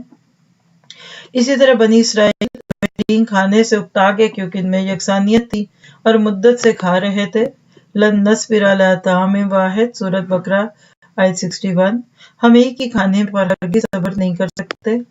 مامون ایک بہت بڑے خلیفہ گزرے ہیں، ایک بار مطالعہ کر رہے تھے، کبھی بیٹھ کر پڑھتے، کبھی کھڑے ہو کر، کبھی چلتے ہوئے، پھر کہنے لگے آج نفس میں اکتاہٹ ہے۔ یعنی پڑھتے ہوئے بھی اگر آپ ایک ہی پوزیشن پر بیٹھے ہوئے تھک جائے نا تو پوزیشن بدل لیجیے۔ اور جو لوگ اللہ کو اٹھتے بیٹھتے اور اپنی کروٹوں پر لیٹے ہوئے یاد کرتے رہتے ہیں، سورۃ آل عمران 191، یعنی الذین یذکرون اللہ قیاما وقعودا وعلی جنوبہم، تو پوزیشن بدل لینی چاہیے۔ عبادات کو لیجیے، آپ ان میں تنوع اور جدت پائیں گے۔ کچھ اعمال قلبی ہیں جیسے ذکر، شکر، صبر، توکل، اور کچھ قولی ہیں جیسے اذکار ہیں، سبحان اللہ، الحمدللہ، اللہ اکبر۔ کچھ عملی ہیں، بس عمل سے کچھ کیجیے، اللہ کے راستے کی بھاگ دوڑ۔ کچھ مالی، نماز، زکوٰۃ، روزہ، حج وغیرہ۔ پھر نماز میں بھی قیام ہے، قعود ہے، جلسہ اور جلوس ہے۔ بس جو یہ چاہے کہ ہمیشہ نشاط، پھرتی اور چستی برقرار رہے، اس سے اپنے علم و عمل اور روزمرہ کی زندگی میں تنوع پیدا کرنا چاہیے، ویرائٹی۔ مثلاً مطالعے میں قرآن، تفسیر، سیرت، حدیث، فقہ، تاریخ، ادب اور عام معلومات وغیرہ کے۔ اسی طرح اپنے وقت کی تقسیم کریں، کچھ وقت عبادت کے لیے، کچھ کھانے کے لیے، کچھ لوگوں سے ملنے ملانے، کچھ مہمانداری اور ورزش اور تفریح کے لیے خاص کریں۔ اس صورت میں مزاج میں ایک شوق پیدا ہوگا، نئے آئیڈیاز آئیں گے، کیونکہ نفس کو تنوع اور نیا پن مرغوب ہے۔ ایک عربی شاعر نے اس مفہوم کو یوں ادا کیا، اپنے محبوب کے لیے کہتا ہے، میرے ممدوح یعنی جس کی میں تعریفیں کرتا ہوں کہ دو حالتیں ہیں، شادی و غمی کی حالت، دونوں ہی روشن۔ ایک دن سخاوت کرتا ہے اور لوگوں کو نوازتا ہے، اور ایک دن لشکر میں شامل ہو کر موت کے جام اونڈیلتا ہے۔ تو بہت اہم ٹاپک ہے، اس پہ ذرا سی بات کرنے کی ضرورت ہے۔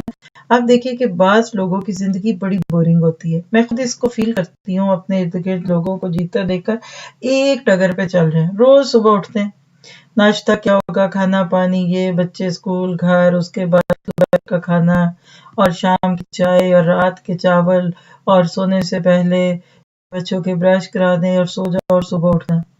It's not good way of living. اتنا زیادہ ایک قسم کا بن جاتا ہے، کہہ لیجئے کہ آٹومیشن کا سسٹم، کہ لوگ بور ہوتے ہیں۔ آپ جتنے لوگوں کو ڈپریشن میں دیکھیں گے یا کسی کے بارے میں آپ کو پتہ چلتا ہے کہ یہ انگزائٹی کا شکار ہے، آپ دیکھیں گے وہ اپنی زندگی کی بوریت سے تھکے ہوتے ہیں۔ تو آپ کے لیے، میرے لیے خوش رہنے کا یہ بڑا ہی خوبصورت نسخہ ہے کہ تبدیلیاں لائیے۔ کائنات میں آپ دیکھیے، چند میپس کو دیکھ لیجیے، آپ کو خود ہی سمجھ آ جائے گی۔ کائنات میں اختلاف ہے، تنوع ہے، کائنات کے ہر ذرے میں تبدیلی ہے، کبھی رنگ بدلتا ہے. یہ 4 سیزنز کے ہیں. آپ ناروے میں جا کر 1 سال گزار لیجیے، آپ کو 4 رنگوں کا ناروے دکھے گا. کبھی بالکل سفید، کبھی لکڑیوں سے مشابہ قسم کی درختوں کی شاخیں بھورا، اور کبھی سرسبز سمر ہے، اور کبھی کہہ لیجیے کہ آٹم ہے تو رنگ برنگا. دل نہیں بھرتا. کبھی ایک رنگ سے دل خوش ہو رہا ہوتا ہے تو اگلا رنگ آتا ہے. تو زندگی میں ویرائٹی لائیے. آپ روز چکن بھی نہیں کھا سکتے آپ کو کتنی پسند ہو. آپ روز چاول نہیں کھا سکتے جتنے مرضی پسند ہو. پھر صرف دیکھیے انسانوں میں اختلاف ہے، مکان و زمان میں اختلاف ہے. کسی جگہ کسی طرح کی چیزیں، کسی جگہ گھر ایسے، کبھی کچھ. تو جن لوگوں کی زندگی یکسانیت پہ ہوتی ہے وہ بور ہو جاتے ہیں ان پہ.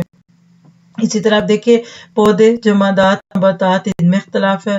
کوئی سرسبز ہیں، کوئی کچھ ہے. اسی میں آپ دیکھیے کہ پہاڑ، تغیر. سورہ فاتر 27 رات کو میں نے کیا کچھ نہیں دیکھ چھوڑا آپ کی اس آیت کو پڑھانے کے لیے.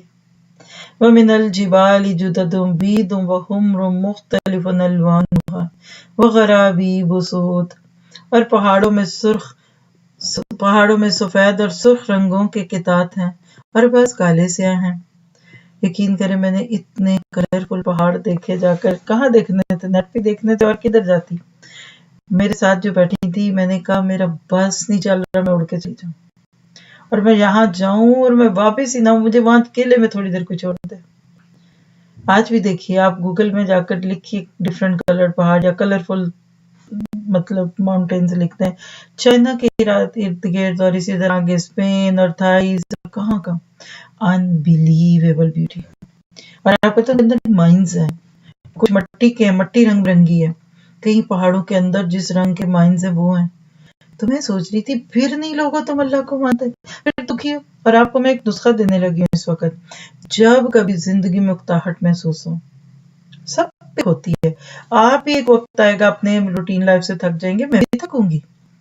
آپ روز اچھے حال میں بھی رہیں تو بھی تھکتے ہیں. آپ نے دیکھا شادی کے دنوں میں کتنا انتظار ہے شادی کا پہلے سے. ایک دن کھاتے پہنتے کپڑے رات، اب اگلے دن. اب ہماری شادی بھی 7 دن کی الیبوریٹڈ ہو گئی. تیسرے چوتھے دن کہتے ہیں اب تیار ہونے کو دل نہیں کر رہا، اب کپڑے نہیں پہن، اب سونا ہے، اب تھک گئے ہیں، آج میک اپ نہیں کرنا، آج کپڑے نہیں اچھے بدلنے. انسان تو خوشیوں میں بھی تھک جاتا ہے، کہاں سادگی میں. تو جب زندگی میں ایسی کوئی کیفیت ہے نا تو چینج یور تھنگس. بس آپ دیکھیے کہ پہلے نقصانات دیکھ لیتے ہیں کہ کیا طاقت کے نقصان ہیں. پہلی بات ہے کہ انسان کے اندر جب یکسانیت آتی ہے تو وہ اکتا جاتا ہے، صلاحیتوں کو رنگ لگتا ہے. پھر اسی طرح سے آپ دیکھیں تنہائی اور لا تعلقی کا اظہار کرتا ہے انسان. غور و فکر کی کمی ہوتی ہے کیونکہ وہ ایک سیٹ سسٹم چلنے لگتا ہے نا. بعض وہ غور و فکر بھی نہیں ہوتا، بس چل رہے ہیں. اور اسی طرح آپ دیکھیے کہ جب کبھی ایسی کیفیت ہو تو کچھ نہ کچھ نیا کیجیے. الحمدللہ یہاں پھر تحدیث نعمت کے طور پہ کہوں گی. بس آپ دیکھیے کہ آپ تھوڑا سا اس کو مزید چاہتے ہیں نا تو میں آپ کی ہیلپ کی خاطر یہ باتیں کہہ رہی ہوں، ورنہ اگر ضرورت نہیں تو میں آگے جانے کو تیار ہوں. میں سوچتی ہوں کہ ہر وقت انتھوسزم کیوں رہتا ہے ہمارے ارد گرد. مثلاً اگر آپ یہاں آج جون کی 9 تاریخ ہے 2020 ہے، بلکہ اگر کوئی ایڈمن ہے تو ہینڈ ریز کر دیں، میں آپ کو اجازت دیتی ہوں. آپ آ کر بتائیے کہ زاد الخیر سے لے کے اب تک نور القرآن کے پلیٹ فارم سے کیا کچھ ڈفرینٹ چیزیں آفر ہوئی ہیں. ہر کورس، اس کی پلاننگ، اس کی میٹنگ، اس کی تیاریاں، اس کا سٹاف، اس کے ساتھ باتیں چیتیں کرتے کرتے آج پہلا دن ہو رہا ہے، جلدی کریں، پریزنٹیشن کیا ہے، یہ کون کرے گا، لائیو براڈ کاسٹ کون کرے گا. ابھی آپ اسے ماشاءاللہ 2-4 دن میں یوز ہوئے. دوسری چیز، تیسری چیز، کل سے آپ کو پتہ ہے کہ نور القرآن کے پلیٹ فارم سے جو بچوں کا سمر کورس دیا جا رہا ہے، یقین کریں لفظ منہ پہ آنے نہیں چاہتے، لیکن جس شوق ذوق کے ساتھ اس کی تیاریاں، اور اتنی فوج اگر ان کو کٹھے کسی آن سائٹ پہ کرنا پڑتا تو پتہ نہیں کتنی بڑی بلڈنگ لیتے ہیں. یہ تو روم زوم میں بدل گیا اور ہمارے نیٹ کے سسٹم بن گئے. میں خود ہنستی ہوں کہ پہلے لوگ کہتے تھے آپ کے گھر میں کتنے روم ہیں، آپ لوگ پوچھیں آپ کے کتنے زوم ہیں. اچھا اٹلانٹا والوں کے کتنے زوم ہے جی، اور پیرس والوں کے کتنے زوم ہے، تو پاکستان کے کتنے. اب یہ ضرورت کی چیزیں، اب ہم کیسے بولوں. ابھی ایک شوق کا ایک کورس کا شوق کام ٹھنڈا ہوتا ہے، ماشاءاللہ دوسرا تیار، دوسرے کے بعد تیسرا. اور میں اکثر سوچتی ہوں آج کل تو خیر فاسٹ فارورڈ کا بٹن ہے نا، اکثر میں سوچتی ہوں کہ لوگوں کے گھر سال میں ایک ہی بچہ ہوتا ہے. ذرا فطرت کا اصول ہے اب 1 سال میں ایک ہی ہوگا نا. اسی کی خوشی منائیں گے. اگر بچے سے پہلے آپ کو 1 سال کم از کم یا 9 ماہ تو انتظار کرنا ہی پڑے گا نا. آپ کے پاس ماشاء اللہ ہر سال کا ایک بچہ، ایک کورس، ہر مہینے کا ایک بچہ. اور میں پھر کہتی ہوں میں ان خوش قسمت لوگوں میں ہوں کہ کسی نے اپنی زندگی میں اپنے بچوں کی اتنی بہاریں نہ دیکھی ہوں جتنی دین کی بہاریں. اب پیرس کا کورس شروع ہو رہا ہے، اب اٹلانٹا کا شروع ہو رہا ہے، جوہر آباد کا. دن پورے کی لسٹ میں یہ چیزیں ہیں. ادھر چھوٹا سا میسج، ادھر میٹنگ، ان سے بات، ان کی بات، ان کی بات. آج صبح بھی ایک جگہ کی بات ہوئی ہے کہ ہمارا شاید میں بھی نیکسٹ 16 کو شروع ہو رہا ہے کورس، آپ اس میں آئیں گی. کل بچوں کے کورس کی بات تھی، پرسوں اس کی تھی، اگلے SJ20 کی بات ہے. آپ کیسے بور ہوں گے؟ دین کا کام. اور کچھ لوگ اللہ اکبر کبیرہ، مجھے بھی اللہ بچائے ان کو، میں نے ایسے بھی یکسانیت والے دیندار دیکھے ہیں جس سے مجھے خوف آتا ہے. اور میں اکثر کہتی ہوں کہ میری یہ دعا قبول ہو گئی. ایک ہی مسجد، ایک ہی جگہ اور ایک ہی گدی آپ کے پاس ہے پچھلے 25-30 سال سے. وہی دن ہے، وہی لوگ ہیں آپ کے ارد گرد، وہی مینیو ہے جو آپ نے بعد میں کھلانا ہے. بوریت تو ہوگی. تو زندگی میں بوریت سے بچیے. اور میں خود بھی جب یہ ذرا سا سارا دن گزرتا ہے نا، اب یہ اس کلاس کے بعد تو یقین کریں میں آپ کو بتاؤں میرا دل کرتا ہے میرا لیپ ٹاپ بند، میرا فون بند، مجھے کھلی جگہ پہ بھیج دو. بلکہ مجھے ایسے فیل ہونے لگے کہ ہر وقت اسکرین کے ساتھ رہنے کی وجہ سے آنکھوں پہ بوجھ پڑ رہا ہے. پھر کھلی جگہ جاؤں، گھاس کو دیکھوں، ہوا کو محسوس کروں، اوپن ایئر پہ جاؤں. تو اپنی زندگی کو نا بوریت والا نہ بنائیں. یعنی ایک جملہ لکھ لیجیے، دیندار ہونے کا مطلب بور ہونا نہیں ہے. اور یہ بہت سارے بچے گواہی دیتے ہیں کہ ہم تو دین والوں کو بڑا بور سمجھتے ہیں. اچھا یہ ہنستے بھی ہیں، یہ بولتے بھی ہیں، یہ کھاتے بھی ہیں، یہ واک بھی کرتے ہیں، یہ بھی کرتے ہیں. کیوں بھائی؟ دین کون سا رکھتا ہے؟ آپ کہتے ہیں چپ ادھر ہی بیٹھے رہو، ہلنا نہیں جلنا نہیں. تو زندگی کا ایک اصول بنا لیں اور اس اصول کے مطابق کام کیجیے. بوریت نکال دیں ورنہ لوگوں کو دین بور لگے گا. آپ کا حال لیا بوریت والا ہے. آپ نے سفید جوڑا ایک رکھا ہوا ہے جو آپ نے دین کے نام پہ پہننا ہے بس، کیونکہ آپ دیندار ہیں. آپ نے کالے کپڑے رکھے میں کسی سوگلی جگہ پہ نوز بلا پہنتے ہوئے. آپ کے کپڑوں میں ورائٹی نہیں، آپ کے کھانوں میں ورائٹی نہیں، آپ کے مزاح میں نہیں. لوگ کیسے آپ سے محبت کریں؟ تو دیندار کو بہت، جس کو میں سم اپ کر دوں نا، بہت ہی زیادہ انتھوسسٹک ہونا چاہیے. اس کے پاس بیٹھ کے کچھ کرنے کو دل پڑ کرے. ٹھنڈا نہیں بیٹھ جاؤ تو تم بھی بیٹھو میں بھی موت کا انتظار کرتے ہیں. کیا کرنا ہے؟ اب تو لاک ڈاؤن ہے، اب تو کرونا وائرس ہے، گھر بیٹھتے ہیں. ہمیں وہ کہتے ہیں نا، وہ مجھے محبت ان جوانوں سے ہے ستاروں پہ ڈالتے ہیں جو کمند. مجھے لگتا ہے علامہ اقبال کی اس سوچ کا کچھ حصہ میرے بھی اندر ہے. سست لوگ، بیٹھے ہوئے لوگ، چھٹیاں کرتے ہوئے لوگ، ڈھیلے لوگ، ٹچکر لوگ مجھ سے بھی نہیں برداشت ہوتے. میں خود بھی ایسی نہیں ہوں الحمدللہ. کوشش کرتی ہوں کہ کچھ کر نہ سکوں نہ صحیح لیکن کروا لوں. تو زندگی میں ہلچل لائیے. آپ کے بچے بور ہو جائیں گے آپ کو دیکھ دیکھ کر. آپ نے ان کو ایک ہی طریقے پہ لگا، اٹھو نماز پڑھو، اٹھو قرآن پڑھو، اوکے یہ کرو. بچوں کو پروجیکٹس دیجیے، ان کے اندر جوش آنے لگے، ان کو فیل ہونے لگے کہ ہم دنیا میں صرف بور ہونے نہیں آئے. اور جن کے پاس سچا دین ہے وہ کبھی بور نہیں ہوں گے. یہ تو میں آپ کو پورے یقین سے کہنے کو تیار ہوں. جتنا زیادہ آپ کی زندگی میں ہلچل ہوگی، آپ کے ڈائنامزم ہوگا، آپ کی پرسنالٹی ڈائنامک ہونی چاہیے، آپ دیکھیں گے کہ اتنا زیادہ لوگ آپ کے پاس بیٹھ کر خوش ہوں گے. اور آپ کسی سست بندے کے پاس بیٹھ جائیں، آپ کا کمبل سے نکلنے کو دل ہی نہیں کرے گا. جس کو ٹھنڈ بڑی لگتی ہے اسے کہنے کہ نہ کھولو، بند بند بند. نہیں نہیں نہیں، ہائے نہیں، یہ نہ ہو وہ نہ ہو. کوئی بہت زیادہ اپنے آپ کو چھپا کے رکھنے کے شوقین ہوں گے، نہیں نہیں نہیں، عورت باہر نہیں نکلتی، نہیں اس کو پردے میں بھی نہیں باہر آنا. تو بعض دفعہ اس طرح کی جو ہم مس پورٹریشن کرتے ہیں نا دین اور دینداری کی، یہ لوگوں کو اس سے بور کرتا ہے. مثلا ایک مثال اور لے لیجیے، سامنے آپ کے سلائیڈ ہے. عبادت میں کیا تنوع ہے؟ ہمارے دین نے یہ تو نہیں کہا نا تسبیح لے کے بیٹھے رہو. دیکھیے قلبی اعمال ہے، قولی اعمال ہے، فعلی اعمال ہے، مالی اعمال ہے. تو یہ ایک نیکی پہ دل بھر جائے نا دوسری کریں. آپ نے حدیث سنی ہوگی کہ اگر ایک قرآن تب تک پڑھو جب تک دل لگے، بوریت نہیں لگے چھوڑ دیں. کبھی نفل پڑھ لیں. بعض لوگ تو ساری رات نفل پڑھیں جی تاک رات ہے. کوئی کہتے ساری رات قرآن پڑھیں، بور ہو جائیں گے آپ. کبھی یہ کم کیجیے، کبھی دوسرا کیجیے. اور پھر ایک سوال کہ اکتاہٹ دور کیسے کریں. سب سے اہم بات نمبر 1، ٹائم کو کریں. You should know time management. پھرتی چستی برقرار رکھیں. آپ کہتے ہیں میرے کام ہی نہیں پورے ہوتے. وقت تو وہی ہے، بتائیے کیا آپ کی سپیڈ کم ہے؟ اپنی سپیڈ تیز کیجیے. اور کبھی وہ کہتے ہیں نا کہ بازو ہاتھ ٹونگے لگ جائیں، دیکھیے پھر آدھے گھنٹے میں سارا گھر صاف ہوتا ہے. اور کبھی سارا دن ٹپ ٹپ ٹپ ٹپ، ابھی پہلا صاف نہیں کیا، آگے پہنچے بچوں نے وہ بھی گندا کر دیا، تو پھر ہم چڑھتے ہیں. تو بی فریش، صاف ستھرے ہو کر اپنے آپ کو فریش اپ کریں. ایک بات جو میں نے کسی ریورٹ سے سنی تھی، بات تو ان کی بڑی پرسنل سی تھی لیکن مجھے سچ لگا. تو وہ کسی اور دین سے اسلام پہ آئی تھی اور ہے ہماری کلچر تھا انڈین پاکستانی. تو وہ کہتی تھی باجی میں تو، وہ اپنی زبان میں جو بھی بات کرتی تھی بڑی ٹھیٹ سا ان کا سٹائل تھا. کہتی چھٹی والا دن ہوتا ہے، صبح اٹھ کے سب سے پہلے نہا دھو کے کپڑے اچھے پہن کے میک اپ کرتی ہوں میں.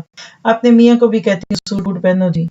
پھر کیا کرتے، کہتی تصویریں کھینچتے تصویریں چھکتے ہیں. جیسے ہی کہنے لگی کہتی خوب ذرا خوش ہو کے پوز پوز مار کے فلمی ہیرو ہیروئن بن کے پھر کہتے چل بھائی آ جا کچن کام کریے رل کے. تو میں نے اسے کہا کہ صبح صبح اٹھ کے میک اپ کرنے کو دل کرتا ہے ایسے یہ وہ. کہتی باجی فریش والی خرید ہے، اسی کو کسی نے دکھانا تھوڑی. ایسا کی ہوندا ہے کہ بندے تو دل خوش ہو جاتا. اب وہ اس کی ٹھیٹ پنجابی تھی، میری ویسی تو نہیں ہے، لیکن بات اس نے سچ کہی. ہم سنڈے کو دوپہر ظہر سے پہلے اٹھے ہی نا بستر سے. اور اگر آپ صبح اٹھ کے نہائیں دھوئیں صاف ستھرے شادی والے کپڑے پہنے، دیکھیے آنکھیں کیسے کھلتی ہیں.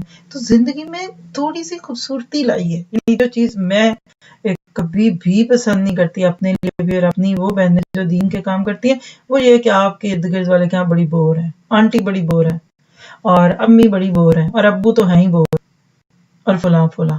تو اختلاف لائیے. پھر آپ دیکھیے کہ ورزش اور تفریح کے بعد قائم کیجیے. ایکسرسائز نہ کرنا آپ کو بور کرے گا. اپنا وقت رکھیے، مہمان آ جائیں، دودھ ابل جائے، گھر میں پانی نہ رہے، آپ اپنے کام پہ لگ جائیں اور اللہ ہمیں اس کی توفیق بھی دے دے. پھر سے علم اور عمل میں تنوع پیدا کیجیے. علم لے رہے ہیں، ڈائیورسٹی ہے. آپ دیکھیں نا صبح ہم پڑھتے ہیں آیت بآیت، اس وقت ہم پڑھ رہے ہیں ڈونٹ بی سیڈ. ویکینڈ پہ ہماری سیریز چل رہی ہے کریکٹر بلڈنگ کی. ابھی انشاءاللہ اس جمعے کو شام کو ایک اور سٹوری شروع ہو رہی ہے، وہ ابھی گھبرائیے نہیں سن سکیں گے تو نہ سن، لیکن میں نے کمٹ کر لیا کسی کے ساتھ. تو اب ہم کیسے بور ہوں، میرا تو موڈ ہی چینج ہو جاتا ہے ہر کلاس پڑھاتے ہوئے. تو آپ کا جو دل کرے آپ کریں، مجھے تو خوش رہنے کے لیے کرنا ہے. اور بور کرنا ایک تانا ہے تو بس کہہ دیجئے کہ نیٹ بند اور آپ گھر میں آرام سے بیٹھ جائیں. تو انشاءاللہ زندگی میں یہ ساری چیزیں لائیں گے تو فائدہ ہوگا. کوئی شیئر کرنا چاہے جو اب ان باتوں سے بور ہو گیا تو آپ ہینڈ ریز کر دیجیے مائک میں. زوم کے روم میں آپ کو ایک چھوٹا سا اسٹریچ دے سکتی ہوں اگر آپ چاہیں، کیونکہ مجھے تو عادت ہے بولنے کی اور آپ کو پتہ نہیں بھی عادت ہے بھی کہ نہیں سننے کی. تو کوئی ایڈمن ایسی ہے روم میں جو کرنا چاہیں تو پلیز گو ہیڈ، آپ مائک لے سکتے ہیں. بلکہ ایڈمن ہے تو وہ میرا لے خود بھی مائک لے سکیں گی. تو میں خاموش ہوتی ہوں، آپ بولیے. چند سیکنڈ تک آپ نہیں بولیں گے تو پھر میں اگلا ٹاپک شروع کر دوں گی.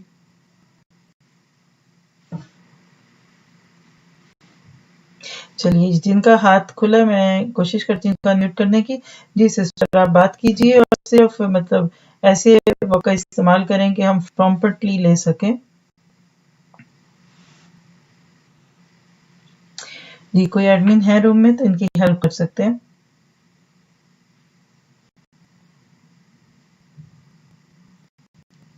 اور یہ خود بھی سسٹر اپنا کرنا چاہیں تو کر سکتی ہیں.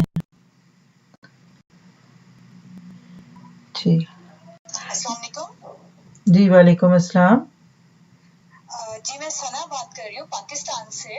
جی جی میں آپ سے یہ پوچھنا چاہ رہی تھی کہ میری چھوٹی سسٹر ہے، میری تو بہرحال بے حد روٹین ہے شروع سے صبح سے لے کے شام تک کی. اب میں روٹین کی کلاس بھی لے رہی ہوں، چھوٹے چھوٹے میرے بچے بھی ہیں، میں نے اپنا مینج کیا ہوا ہے سارا کام.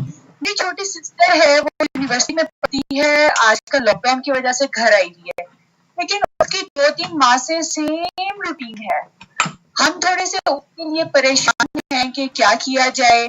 مطلب بہت موٹیویٹ کیا، بے حد موٹیویٹ کیا، لیکن وہ اور کوئی کام نہیں، بس ہر ٹائم لیپ ٹاپ کلاس ہے، اسائنمنٹ بنانی ہے، یہ اس کے ہے. میں کیا کر سکتی ہوں اس کے لیے؟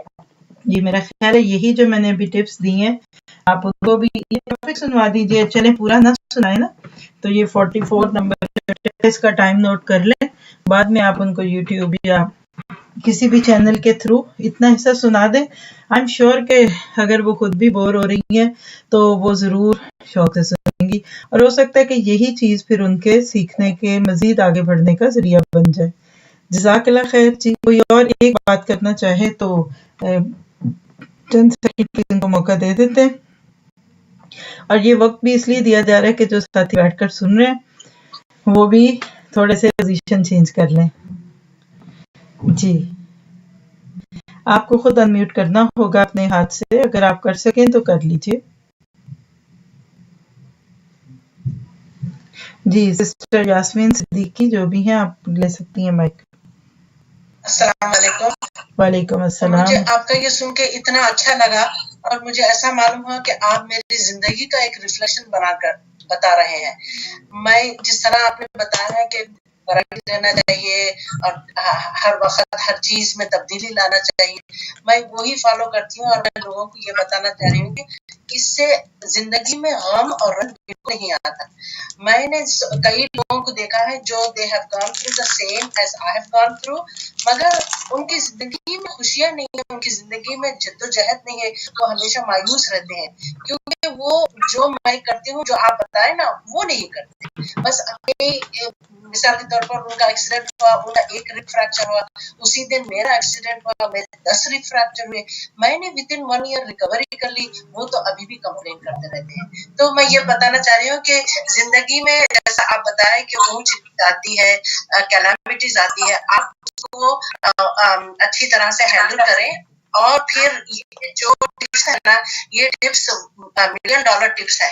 ये टिप्स, हर एक टिप्स पे अगर आप कुछ ना कुछ गौर फिक्र करें, आपकी जिंदगी हमेशा खुशगवार रहेगी और आप हमेशा दूसरों के लिए खुशियां देते रहेंगे। जज़ाकुमुल्लाह खैर। जी, बिल्कुल सच कहा आपने, और यकीन कीजिए कि मैं इससे मुत्तफिक हूँ कि बाज़ लोग अपनी ज़िंदगी से पूरा ले नहीं पा रहे होते।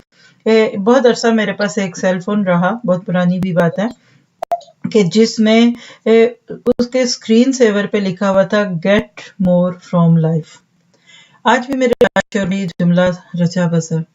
तो बहुत सारे हमारे साथी सुनने वाले जो हमारे साथ हैं इस वक्त भी बाद में सुनेंगे, अपनी जिंदगी से ज्यादा लीजिए।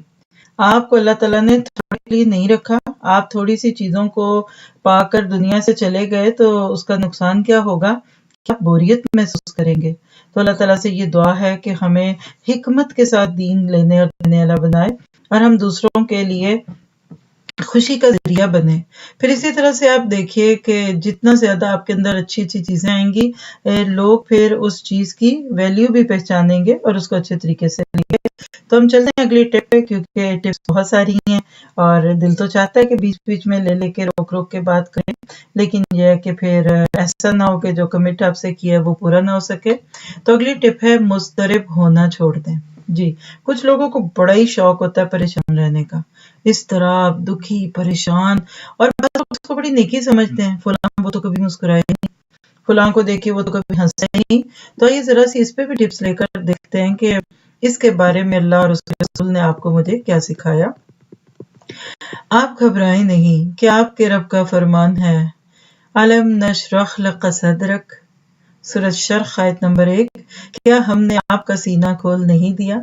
ये शरह सदर हर उस शख्स को हासिल होगा जो हक का हामिल हो, हिदायत के रास्ते का राही हो और नूर का मतलाशी हो। क्या कहने हैं इस शख्स के जिसका सीना अल्लाह ने इस्लाम के लिए खोल दिया है और वो अपने रब की तरफ से रोशनी में हो। बस बर्बादी है इनके लिए जिनके दिल सख्त हैं और अल्लाह को याद नहीं करते। मतलब यह है कि हक से शरह सदर होता है और बातिल सीने को तंग कर देता है, और जिस शख्स को अल्लाह ताला हिदायत देना चाहता है इसका सीना इस्लाम के लिए खोल देता है। यानी ये दीन ऐसी गायत है जिसे अल्लाह ताला हिदायत दे। ना घबराएं, अल्लाह हमारे साथ है। ये तो हम पढ़ ही रहे हैं, ला तहज़न इन्नल्लाह माना। ये कलमा हर शख्स को याद रहता है जो अल्लाह के फजलो करम, नुसरत और मदद पर यकीन रखता है। वो लोग जिनसे कुछ लोगों ने कहा कि लोगों ने तुम्हारे खिलाफ लाओ लश्कर जमा कर रखे हैं, इनसे डरो, तो इस धमकी से ईमान में इजाफा ही हुआ। वो बोल उठे, अल्लाह हमें काफी है, वो बहुत ही अच्छा कारसाज है। یہ ہیں وہ لوگ جو ہمارے وسط کے موقع پہ روک دیے جانے چاہے لیکن وہ نہیں رکے، کیونکہ ان کو پتا تھا کہ دشمن ہمارا بال کبھی کن کر سکتا جب تک اللہ ہمارے ساتھ ہو۔ اس کی مدد اور نصرت اور سرپرستی آپ کی حفاظت کرے گی۔ تو نظریں اللہ پہ لگائیے۔ اے نبی، آپ کو اور ان مومنوں کو جو آپ کی پیروی کر رہے ہیں اللہ کافی ہے۔ جو لوگ بھی اس راستے پر چلتے ہیں وہ کامیابی پاتے ہیں۔ اس حی قیوم پر توکل کرو جسے کبھی موت نہیں آئے گی۔ اس کے سوا جو بھی ہے وہ مرنے والا ہے، زوال پذیر ہے، اس کی عزت آنی جانی ہے، ہمیشہ والی نہیں۔ صبر کریں، اللہ پر بھروسہ رکھیں، ان کے اوپر غم نہ کریں اور ان کی یعنی کفار کی چال بازیوں سے تنگی میں نہ پڑیں۔ اللہ تعالیٰ تقوی اختیار کرنے والوں کے ساتھ ہے اور ان کے ساتھ جو نیکی پر چلتے ہیں یہ اللہ کی معیت خاصہ ہے، یعنی اللہ تعالیٰ کا خاص ساتھ جو کچھ لوگوں کو نصیب ہے۔ کون؟ جو اس کے دوستوں کو ملتی ہے۔ جیسا ان کا تقوی ڈھیلات ہوتا ہے اسی کے مطابق تائید و نصرت اور مدد ان کو ملتی ہے۔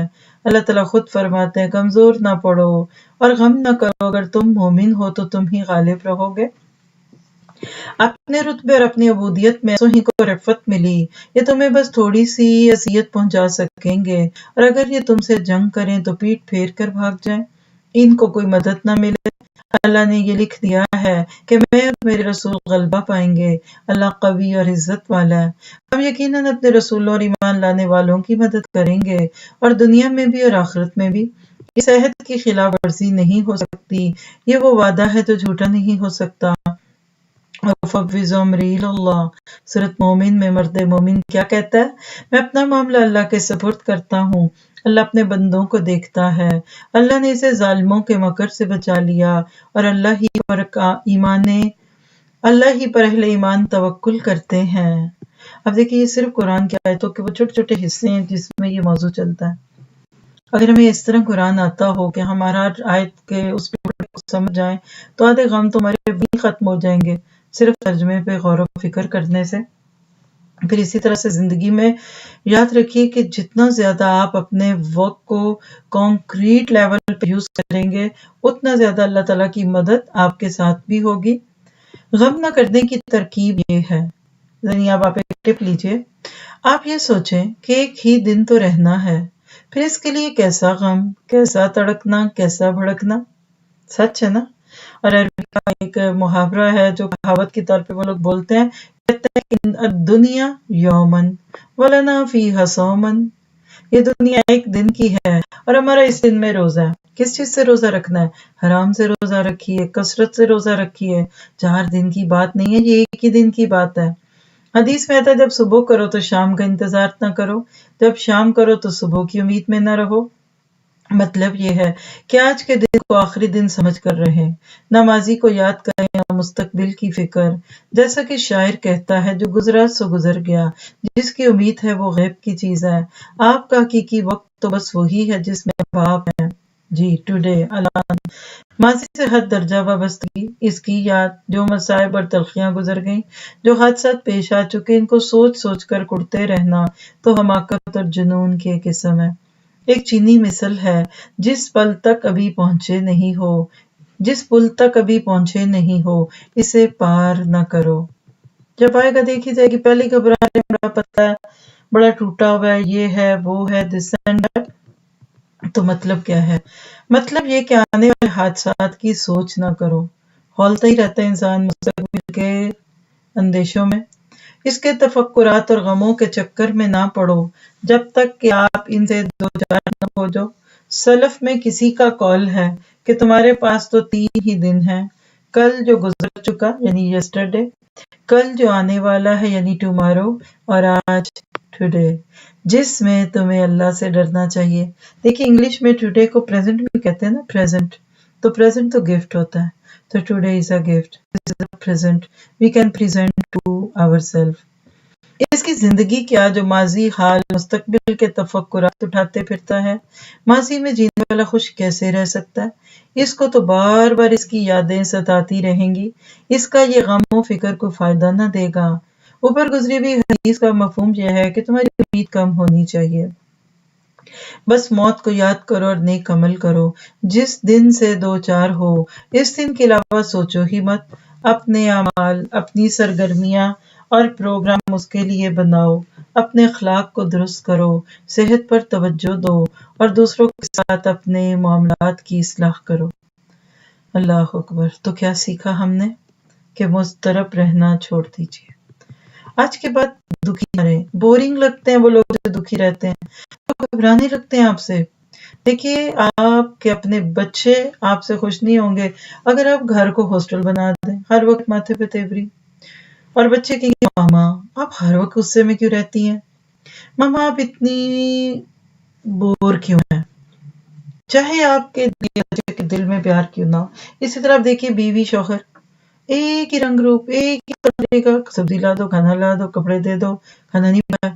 ہمارے کلچر میں ہسبینڈ وائف کچھ اسی قسم کی زندگیاں نہیں بسر کر رہے، بوری ہیں، کوئی ڈائیورسٹی نہیں، کوئی چینج نہیں ہے، نہ حالات بدلتے ہیں نہ کچھ، وہی جگہ بیٹھنے کی جہاں بیٹھتے ہیں۔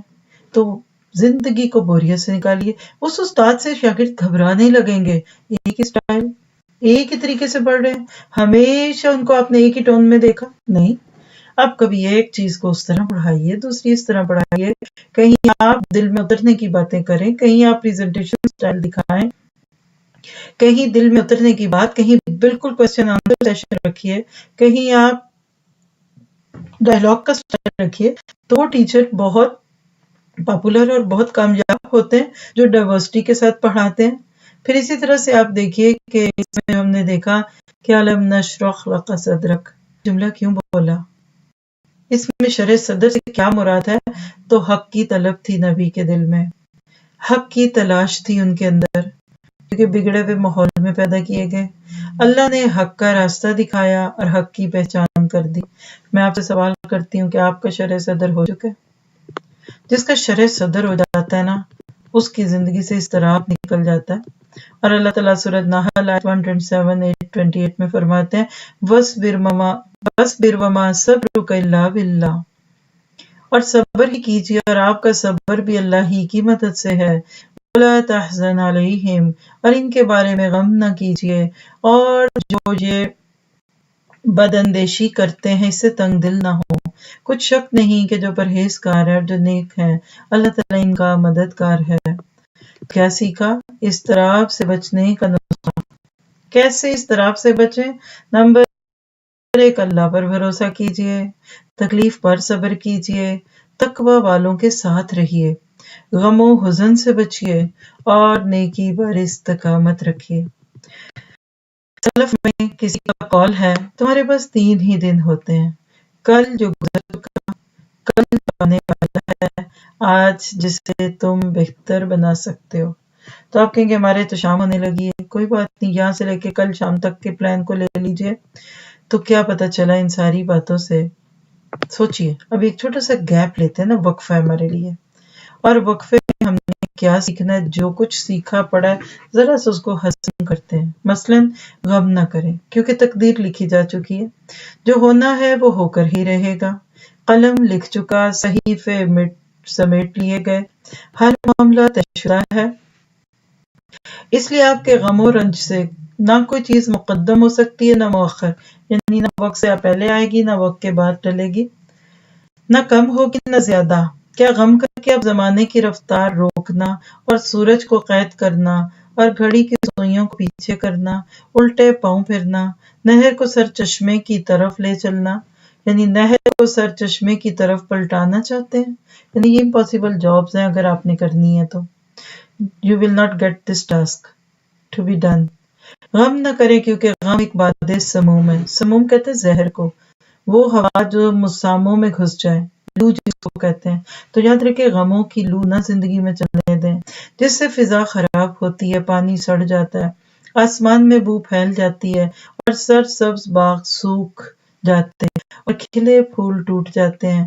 غم نہ کریں کیونکہ غمگین آدمی اس بیکار نہر کی مانند ہے جو سمندر سے نکلتی اور پھر سمندر میں گر جاتی ہے، جیسے وہ بوڑھی عورت جو سوت کاٹ کاٹ کر ٹکڑے ٹکڑے کر دے، سورۃ نحل کے اینڈ پہ مثال، یا جیسے کوئی ایسے تھیلے میں ہوا بھر رہا ہو جس میں سوراخ ہو، یا جیسے کوئی انگلی سے پانی پر لکھے. کہتے ہیں نا کہ تمہارے بیگ میں سوراخ تو نہیں ہے. ہم نیکیاں کرتے کراتے ہیں لیکن وہ سوراخ جو ہیں وہ ہوتے ہیں جس کی وجہ سے ہماری نیکیاں گر جاتی ہیں. جیسے ہم نمازیں پڑھتے ہیں لیکن غیبت کرتے ہیں تو غیبتوں کی سوراخ سے ہماری نیکیاں جو ہیں وہ ختم ہونے لگ جاتی ہیں. پھر اسی طرح سے آپ دیکھیے کہ یہ بہت ساری چیزیں زندگی میں ایسی ہوتی ہیں کہ یہ کرائے پہ پانی ڈال دیتی ہیں. ہم بالکل اپنے آپ کو ان چیزوں سے مبرہ کر ہی پاتے. تو پھر کیا کرنا ہے آپ نے؟ میں نے غم نہیں کرنا، نہیں. آپ غم نہ کریں کیونکہ آپ کی حقیقی عمر وہی ہے جس میں روح خوش ہو اور دل کو سکون ملے. اسی لیے اپنے ایام رنج و علم میں اور اپنی راتیں تفکرات کے سائے میں بسر نہ کریں. اپنی عمر ضائع نہ کریں. اللہ تعالیٰ حد سے گزرنے والوں کو پسند نہیں کرتا. تو جتنا زیادہ اس چیز پہ غور کریں گے سینہ کھلے گا. تو کبھی کبھی زندگی میں ایک وقفہ لینا چاہیے. وہ کہتے ہیں نا کہ ذرا رکیں گے دم لے کر. ایک دن کچھ نہ پکائیں. آپ کہیں گے واہ یہ تو بہت ہی پیارا دن ہے نا. وہ کسی نے کہا کہ شادی سے پہلے تو خوشی ہوتی ہے. یہ جملہ سن کر آئی لو یو. ہماری فلموں نے تو یہی دکھایا کہ رومانس بیفور میرج. اور وہ کہتے ہیں نا کہ دیر از نو لائف آفٹر ڈیتھ. اسی طرح لوگ کہتے ہیں دیر از نو ہیپینس آفٹر شادی. شادی کے بعد تو کچھ بھی نہیں ہوتا. لیکن شادی سے پہلے آئی لو یو 3 لفظ. اور شادی کے بعد بیوی کو کس پہ خوشی ہوتی ہے؟ ول ایٹ آؤٹ سائڈ. آج ہم گھر سے باہر کھانا کھائیں گے تو خوشی ہوتی ہے.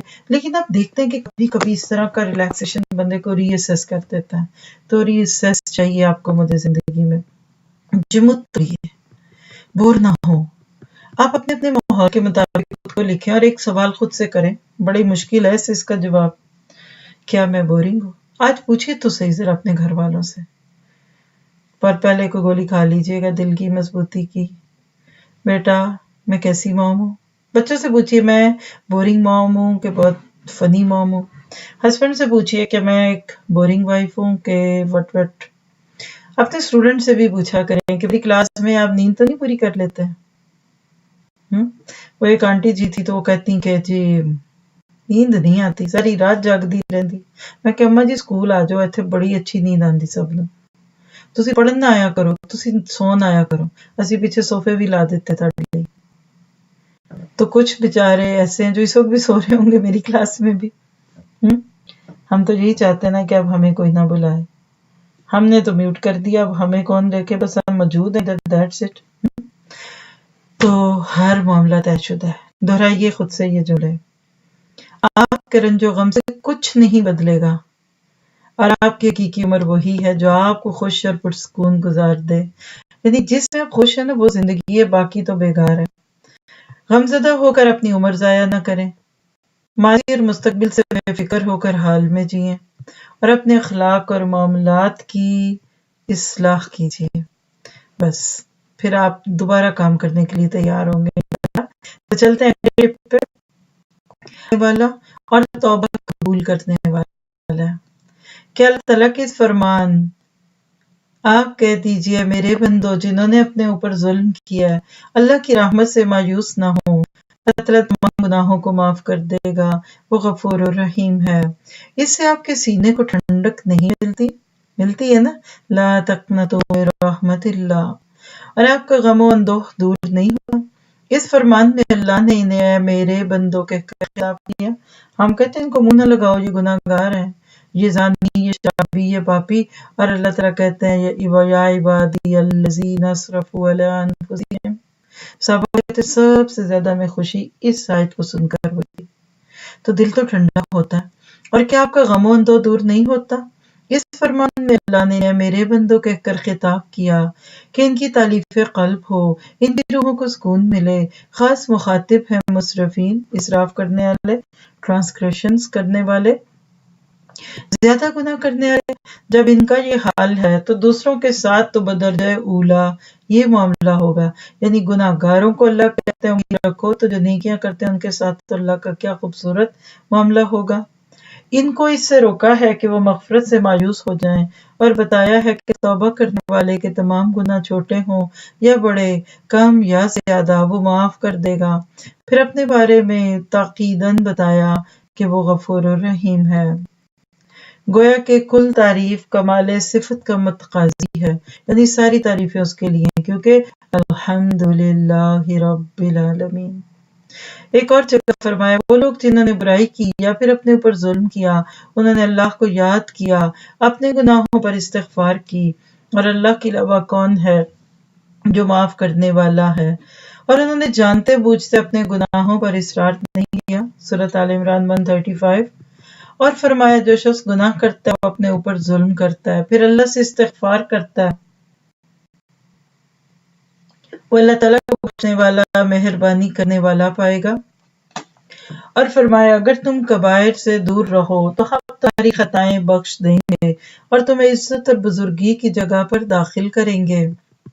اور فرمایا جنہوں نے گناہ کیے اور اپنے اوپر ظلم کیے اگر تمہارے پاس آ جائیں اور اللہ سے استغفار کریں، رسول بھی ان کے لیے مغفرت کی دعا کریں، تو وہ اللہ کو توبہ قبول کرنے والا اور مہربان پائیں گے۔ اور ایک جگہ فرمایا ہاں بے شک میں نے بخش دینے والا ہوں، جو توبہ کریں، ایمان لائیں، نیک عمل کریں اور راہ راست پر بھی رہیں۔ آپ دیکھیے یہ آیتیں کتنی ٹھنڈک دلاتی ہیں، اور خاص طور پہ مغفرت اور بخشش کی باتیں۔ ہمارے پاس ایک آڈیو میں یہ ساری آیتیں اکٹھی تلاوت ہوتا ہے، یعنی ایک قاری کے بعد میں ایک آیت دوسری کی، اور واقعی اس کو سن کر دل کی عجیب حالت ہوتی ہے۔ شرط دیکھیں کہ آپ کو ترجمہ سمجھ میں آ رہا ہو۔ حضرت موسیٰ علیہ السلام نے جب ایک آدمی کو قتل کر دیا تو فرمایا میرے رب میں نے اپنے اوپر ظلم کر لیا، اس لیے مجھے معاف فرما دے۔ بس اللہ نے ان کو معاف فرما دیا۔ حضرت داؤد علیہ السلام نے توبہ اور انابت کی تو ان کے بارے میں کہا گیا ہم نے ان کو معاف کر دیا، ان کے لیے ہمارے پاس قربت اور اچھا ٹھکانہ ہے۔ اللہ تعالیٰ کی رحمت و مغفرت کے کیا ٹھکانے ہیں، اس نے اپنی رحمت کے دروازے ان پر بھی بند نہیں کیے جو تثلیث یعنی ٹرینٹی کے قائل ہیں۔ فرمایا ان لوگوں نے کفر کیا جنہوں نے کہا کہ اللہ تین کا تیسرا ہے، حالانکہ اللہ تعالیٰ تو بس ایک ہی ہے۔ اگر یہ اپنے کہنے سے باز نہیں آئیں گے تو ان میں سے کفر کرنے والوں کو دردناک عذاب ملے گا۔ یہ لوگ اللہ کی طرف متوجہ کیوں نہیں ہوتے، اس سے استغفار کیوں نہیں کرتے، اللہ تعالیٰ غفور الرحیم ہے۔ ایسے پیارے انداز سے اللہ تعالیٰ پکارتا ہے، یہ سورہ آل عمران کی آیتیں ہیں۔ پھر اسی طرح سے آپ دیکھیے کہ کیسے اللہ تعالیٰ لوگوں کے اوپر یعنی ایسی باتوں کو عام کر دیتے ہیں، اور خاص طور پہ بلکہ یہ آیتیں جو ہیں یہ سورۃ نساء کی تھی، میں نے آل عمران بول دیا، سورۃ نساء کی آیتیں ہیں یہ۔ صحیح حدیث میں آتا ہے کہ اللہ تعالیٰ فرماتا ہے، حدیث قدسی ہے یہ، یا اپنا آدم، اے آدم کے بیٹے مجھ سے دعا کر اور میری طرف رجوع کر تو میں تیرے گناہ معاف کر دوں، ان کی کوئی پرواہ نہ کروں، یعنی تیرے گناہ کتنے بھی زیادہ کیوں نہ ہو مجھے اس کی کوئی کیئر نہیں ہوگی۔ اے ابن آدم اگر تمہارے گناہ آسمان تک بھی پہنچ جائیں پھر بھی تم مجھ سے استغفار کرے تو میں اس کی پرواہ کیے بغیر تجھے معاف کر دوں۔ ابن آدم اگر تو زمین پر گناہ کر کے میرے پاس آئے لیکن شرک نہ کرے تو زمین پر گناہ کی مغفرت کر دوں۔ اسی طرح صحیح حدیث میں آتا ہے کہ اللہ تعالیٰ اپنا ہاتھ رات میں بڑھاتا ہے تاکہ دن کے گناہ گار کو معاف کر دے، اور دن میں اپنا ہاتھ بڑھاتا ہے تاکہ رات کے گناہ گار کو معاف کر دے، یہاں تک کہ سورج مغرب سے نکل آئے۔ اسی طرح حدیث قدسی ہے، اے میرے بندو تم رات دن گناہ کرتے رہتے ہو، توبہ کرو میں سارے گناہ معاف کر دوں گا۔ صحیح حدیث میں آتا ہے جس کے ہاتھ میں میری جان ہے اگر تم گناہ نہ کرو تو اللہ تمہیں ختم کر کے دوسرے لوگ لے آئے گا جو گناہ کریں گے اور استغفار کریں گے تو اللہ تعالیٰ ان کو معاف کر دے گا۔ اسی طرح ایک اور روایت میں قسم اس ذات کی جس کے قبضے میں میری جان ہے، اگر تم گناہ نہ کرو تو گناہ سے زیادہ شدید گناہ یعنی تکبر میں مبتلا ہو جاؤ۔ اور آج بھی کئی لوگوں کی ٹون ہوتی ہے، ہم نے تو کبھی گناہ نہیں کیا، ہم تو جی شروع سے بڑے نیک تھے، یہ وہ۔ ایک اور صحیح روایت میں کہ تم سب خطا کار ہو، خطا کاروں میں سب سے بہتر توبہ کرنے والے ہیں۔ ایک اور روایت میں کہ اللہ تعالیٰ کسی بندے کی توبہ سے اس سے زیادہ خوش ہوتا ہے کہ تم میں سے کوئی سفر میں ہو اور اس کی سواری کا جانور جس پر اس کے کھانے پینے کا سامان ہے صحرا میں گم ہو جائے، اسے ڈھونڈے پھر نا امید ہو کر سو جائے حتیٰ کہ بیدار ہو تو دیکھے کہ اس کا زیادہ سفر اس کے سر کے پاس ہے، اور وہ شدید مسرت میں پکار اٹھے، اے اللہ تو میرا بندہ اور میں تیرا رب ہوں۔ ایک اور روایت ہے کہ ایک بندے نے گناہ کیا اور کہا، بر الہی میرے گناہ معاف کر دے کہ تیرے علاوہ اور کوئی گناہ معاف نہیں کرتا۔ پھر گناہ کرے، پھر ایسے ہی کہہ دے، پھر گناہ کرے، پھر ایسے ہی کہہ دے۔ اس پر اللہ فرماتا ہے، میرا بندہ جانتا ہے کہ اس کا رب گناہ پر پکڑتا بھی ہے، معاف بھی کر دیتا ہے، بس میرا بندہ جو چاہے کرے۔ مطلب یہ کہ جب تک بندہ نادم ہو، توبہ کرے، استغفار کرے، تو میں اسے معاف کرتا رہوں گا۔ تو کیا سینے پہ ٹھنڈک نہیں پڑی استغفار سے متعلق اتنی خوبصورت احادیث سن کر؟ اور یہ وہ چیز ہے کہ جس کو اللہ کی صفت کا یقین ہو جاتا ہے، وہ اللہ سے بہت بڑی بڑی امیدیں لگا بیٹھتا ہے۔ میرا ہے نا، وہ رب ہے، تم جیسا نہیں ہے۔ لوگ اتنے تنگ دل ہوتے ہیں، اللہ تعالیٰ کے معاملے میں بھی بہت تھوڑ دل بننا سکھاتے ہیں، بس نعوذ باللہ اللہ سخت ہے۔ بعض لوگوں نے تو اتنا اللہ تعالیٰ کو سخت، اور جس کو پنجابی میں کہتے ہیں نا ڈاڈا کر کے دکھایا ہوتا ہے کہ لوگ کہتے ہیں نہیں اللہ نے مجھے نہیں بخشنا، اور میں تو ایسا اور میں تو ویسا۔ وجہ صاف ظاہر ہے، ہر ایک جانتا ہے اس کو۔ تو ضرورت ہے اس بات کی کہ ان چیزوں کے اوپر انسان غور و فکر کرے، توجہ رکھے، تو اللہ تعالیٰ کی رحمت اس کے شامل حال بھی ہوتی ہے۔ پھر آپ دیکھیے کہ اس میں سے چند پوائنٹس نوٹ کر لیتے ہیں کہ اللہ تعالیٰ گناہوں کو معاف کرتا ہے اور توبہ قبول کرتا ہے۔ اس سے دل کو سکون کیسے ملتا ہے، اس سے غم کیسے دور ہوتے ہیں؟ تو پہلی تو یہ آیت ہی پڑھ کے، سورہ زمر کی آیت 53 ہے کہ اللہ کی رحمت سے مایوس نہ ہو جاؤ۔ پھر اسی طرح آپ دیکھیے کہ اللہ کی رحمت سینے کی ٹھنڈک ہے، تبھی تو پھر اللہ کہتا ہے کہ میری رحمت سے مایوس نہ ہو، توبہ کرنے سے پچھلے گناہ معاف ہوتے ہیں۔ شرط ہے کہ گناہوں پر اصرار نہ کریں، کبیرہ گناہوں سے دور رہیں، نیکی کے کاموں میں لگیں۔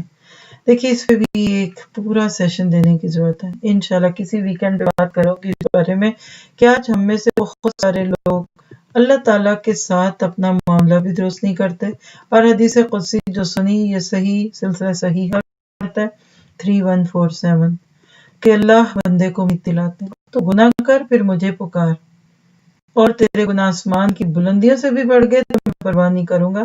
اس کا مطلب یہ نہیں ہے کہ اب جان بوجھ کے گناہ کرے، مراد ہے کہ تو کوشش تو کر رہا تھا رکنے کی، پھر بھی ہو گئے، بس شرمندہ ہو جا اور آئندہ سے توبہ کر لے، میں تیرے گناہ معاف کر دوں گا۔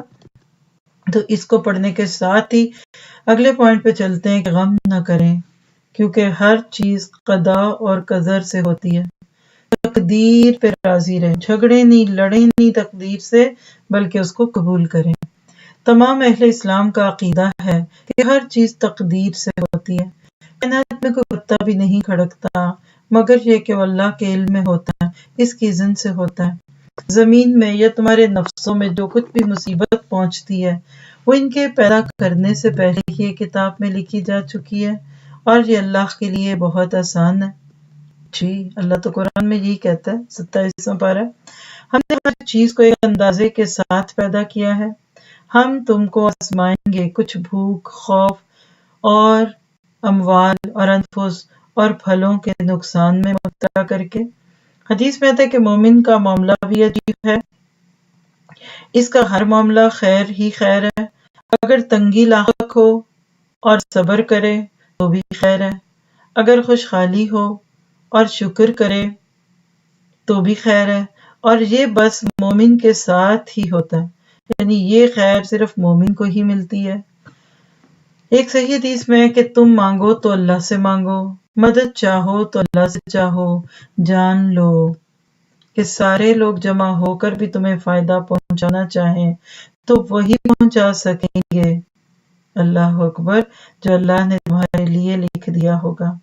اسی لیے کہ جو نقصان اللہ نے لکھ دیا ہے اس کے علاوہ کوئی نقصان پہنچا نہیں سکتا، چاہے سب جمع ہو کر ایسا کرنا چاہیں، قلم اٹھا لیے گئے، صحیفے سوکھ گئے۔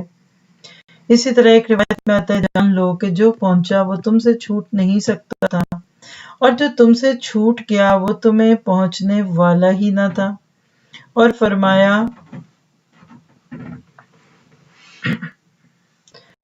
جو تمہیں لاحق ہونے والا ہے اس سے قلم سوکھ چکا ہے، یعنی تقدیر لکھنے کا قلم سوکھ چکا. مراد یہ ہے کہ جو ہوگا وہ ہو کے رہے گا. تمہارے غم کرنے سے،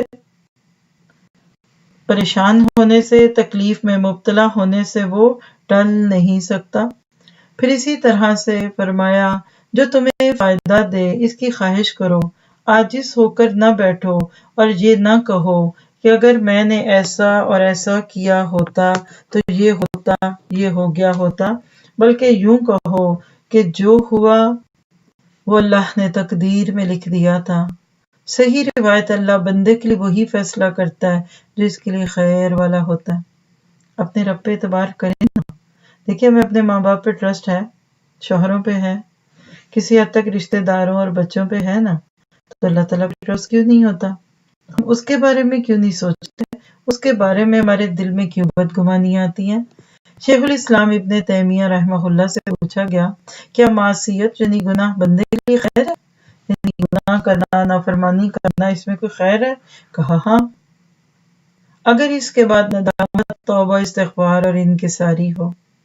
اللہ تعالیٰ فرماتا ہے ہو سکتا ہے کہ تم کسی چیز کو برا سمجھو اور وہ تمہارے حق میں بہتر ہو، اور جس سے تم اچھا سمجھو وہ تمہارے لیے شر ہو. اللہ وہ جانتا ہے جو تم نہیں جانتے. اور یہ سبق تو لاک ڈاؤن نے سکھا دیا. اللہ تعالیٰ اس کو عافیت سے پورا کرے، لیکن تقدیر کے ساتھ لڑنے کی بجائے اس کو مان لیجئے. اور یہ جو روایت ہے، چند دیکھے گا فلو چارٹس کو. بخاری کی روایت جو ہم نے پڑھی ابو ہریرہ سے کہ جو کچھ ہونے والا ہے اس پر قلم خشک ہو چکا، تو سکون نہیں ملتا اس کو سن کر. چیخیں چلائیں تڑپیں ہونے والی بات ہوگی. دیکھیے بچوں کو انجیکشن لگتا ہے نا، تو لگنا ہی ہے. درد کس کو کم ہوگا؟ جو اپنے آپ کو ڈھیلا چھوڑ دے گا. عموماً انجیکشن لگاتے ہیں ڈاکٹر کہتے ہیں جسم کو ڈھیلا چھوڑ دیں. آپ انجیکشن کو تقدیر کی کوئی بات لکھ لیں، کوئی سخت فیصلہ، relax, easy going, take a deep breath, cool, calm. بس دیکھیے گا پتہ بھی نہیں چلے گا، زندگی کا وہ فیز بڑے دھیرے سے گزر جائے گا. تو اہل اسلام کا عقیدہ تقدیر کیا ہے؟ ہر معاملے میں خیر ہے، تنگی پر صبر، خوشحالی میں شکر. اور میں ایک جملہ اپنی طرف سے بول دوں، اس سے زیادہ ہماری اوقات بھی نہیں ہے، زیادہ سر چڑھنے کی ضرورت نہیں ہے. یہ بھی ہو گیا نا تو سستے چھٹے، کیونکہ ہمارے کرتوت اور ہمارے گناہ اتنے ہیں کہ بستروں سے نہ ہوئے تو اللہ کو حق کیسا کرنے کا. کریں کیا؟ تقدیر کا مطلب یہ نہیں کہ پھر انسان کوشش محنت نہ کرے. فائدہ مند چیز کی خواہش کیجیے، اس کو حاصل کرنے کی پوری کوشش تدبیر کے ساتھ کیجیے. پھر بھی حاصل نہ ہو تو نا امید نہ ہو. یہ ہے سائیکل آف دی تقدیر. آگے چلیے، غم نہ کرو، تنگی دور ہونے کی امید رکھو. یہ بھی ایک بڑی خوبصورت اسٹیٹ آف مائنڈ ہے. اور وہ کیا کہ بس تکلیف دور ہونے والی ہے. بیماری نہیں اب ٹھیک ہو جائے گی، نہیں دکانیں اب کھلنے لگی ہیں، نہیں کچھ نہیں ہوگا. یعنی کچھ لوگ اس قسم کے ہوتے ہیں کہ ان کو مایوسی چھو کے بھی نہیں جاتی، اس لیے کہ لوگ مایوس کرتے ہیں، مایوسیوں میں ڈالتے ہیں. اور اللہ تعالیٰ آپ کو سکھاتے ہیں کہ آپ دکھی نہ ہوں، پریشان نہ ہوں. جو اللہ نے آپ کے نصیب میں لکھ دیا اس کے بارے میں بدگمان نہ ہو.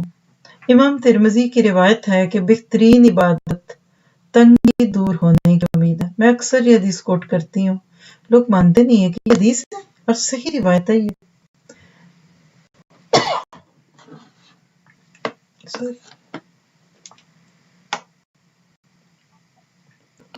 یعنی انتظار الفرجی من خیر العبادہ. مثلا ایک مار ہے، لوگ کہتے ہیں بھئی کیا حال ہے؟ کہتے ہیں بالکل ٹھیک ہوں، بس پہلے سے بہت بہتر ہوں، ٹھیک ہونے والا ہوں. چاہے اس کی موت کا وقت قریب آ گیا ہو، لیکن اس کی زندگی میں یہ جملے بہت خوبصورت ہوتے ہیں. تو اپنے لیے مستقل حالت رکھیے بیماری، پریشانی، دکھ سے نکلنے کی امید کے ساتھ. صبح جلد آنے والی نہیں. مصیبت زدوں اور رنجوروں کے لیے، یعنی وہ لوگ جو مصیبت زدہ یا رنج میں ہیں، ان کے لیے صبح طلوع ہو رہی ہے، اس کا انتظار کریں. اللہ سے مدد کی امید رکھیں. عرب کہاوتوں میں سے ہے کہ جب رسی بہت سخت ہو جاتی ہے تو ٹوٹ جاتی ہے. کبھی کسی رسی کو کچھ دن باہر چھوڑ دیں، بارش کا پانی پڑے، پھر اگلے دن خوب سورج چڑھے، سوکھ جائے تو دل ہے، آپ ایک دن دیکھیں کڑک کر کے ٹوٹ جائے گی. کبھی چارپائیاں بائیں رکھی ہوں تو اس کے ساتھ یہ ہوا ہوگا. تو مطلب کیا ہے کہ جب معاملات زیادہ بحرانی والے ہوتے ہیں تو ان سے خلاصی بھی جلد ملنے کا یقین کریں. اس پہ بھی عربی کی ایک کہاوت ہے کہ اذا ضاقت الامر، جب معاملہ شدید سخت ہو جاتا ہے نا، تنگ ہو جاتا ہے، تو خیر پیدا ہو جاتی ہے. جیسے بلڈ پریشر لیتا ہے نا کوئی، تو جتنا دبائیں دبائیں دبائیں ایسے لگتا ہے اب جان نکلے گی، ایک دم چھوڑ دیتا ہے. تو جب بہت حالات تنگ ہونا تو اس کے پیچھے مدد کی امید رکھیں.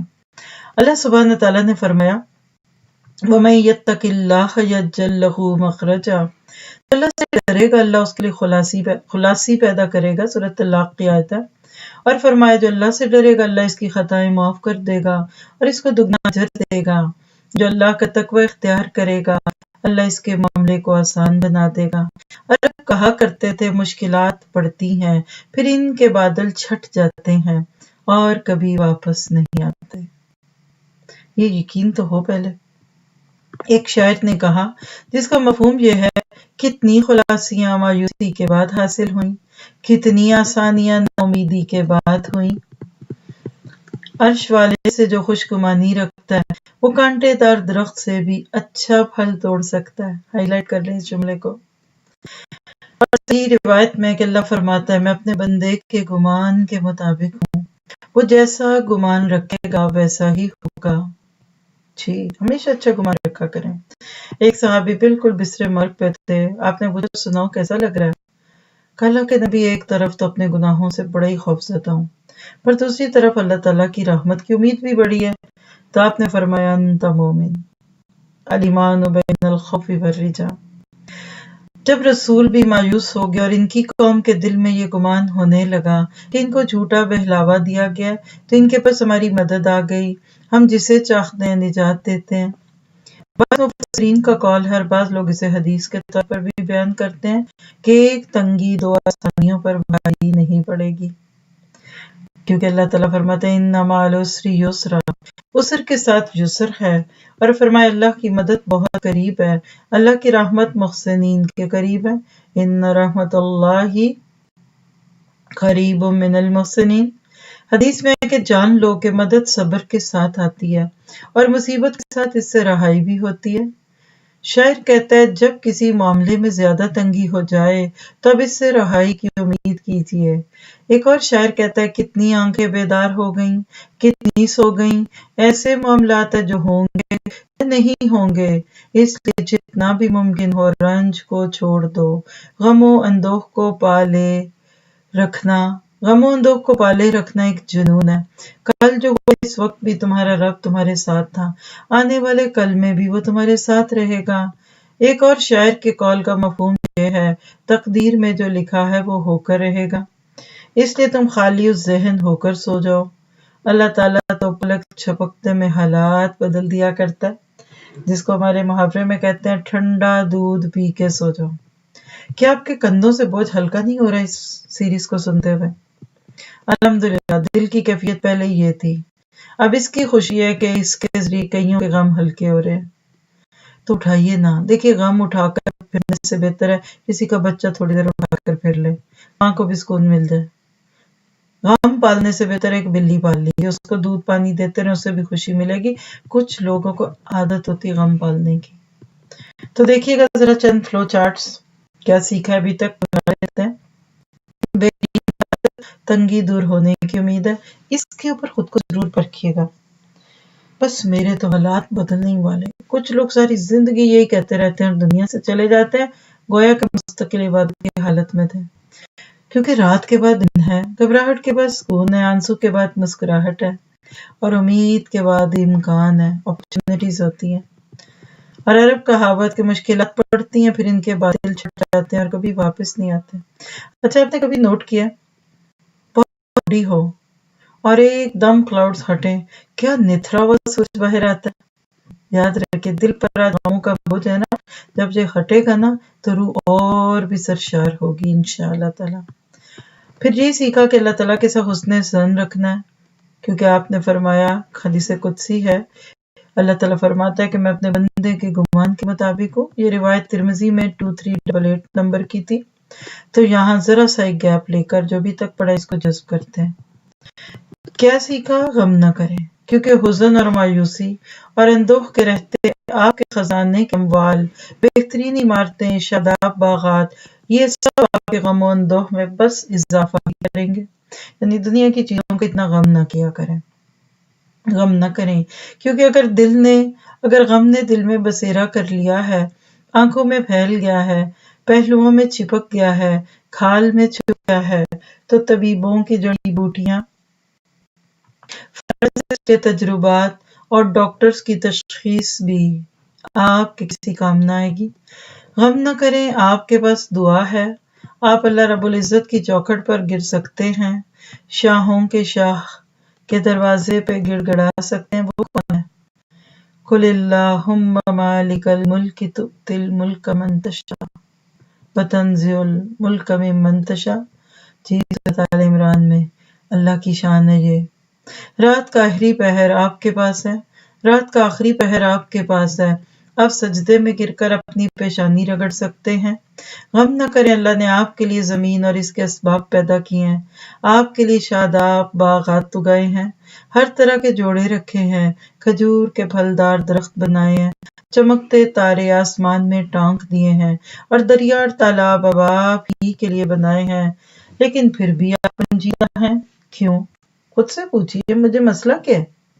جبکہ ٹھنڈا میٹھا پانی پینے کو اور سانس لینے کو صاف ستھری ہوا میسر ہے، آپ صحت مند ہیں، اپنے پیروں پر چل رہے ہیں، اور سب سے بڑھ کے وَجَعَلْنَا نَوْمَكُمْ سُبَاتًا، کیا اطمینان سے رات میں سوتے ہیں. یقین کریں کمی صرف شکر کی ہے. کسی بھی انسان کو بہت ہی دکھی دیکھیں، روتا چیختا چلاتا شکوے کرتا، دل میں سوچ لیجئے کہ شکر ہو جائے گا نا تو سب ٹھیک ہو جائے گا. تو پھر دوہرا لیتے ہیں جو سیکھا ہے. نمبر 1، مدد صبر کے ساتھ ہے. جب کسی معاملے میں زیادہ تنگی ہو جائے تو رہائی کی امید کیجیے، جتنا ممکن ہو رنج کو چھوڑ دیں، اور آپ کے پاس تو شاہوں کے شاہ کا دروازہ ہے.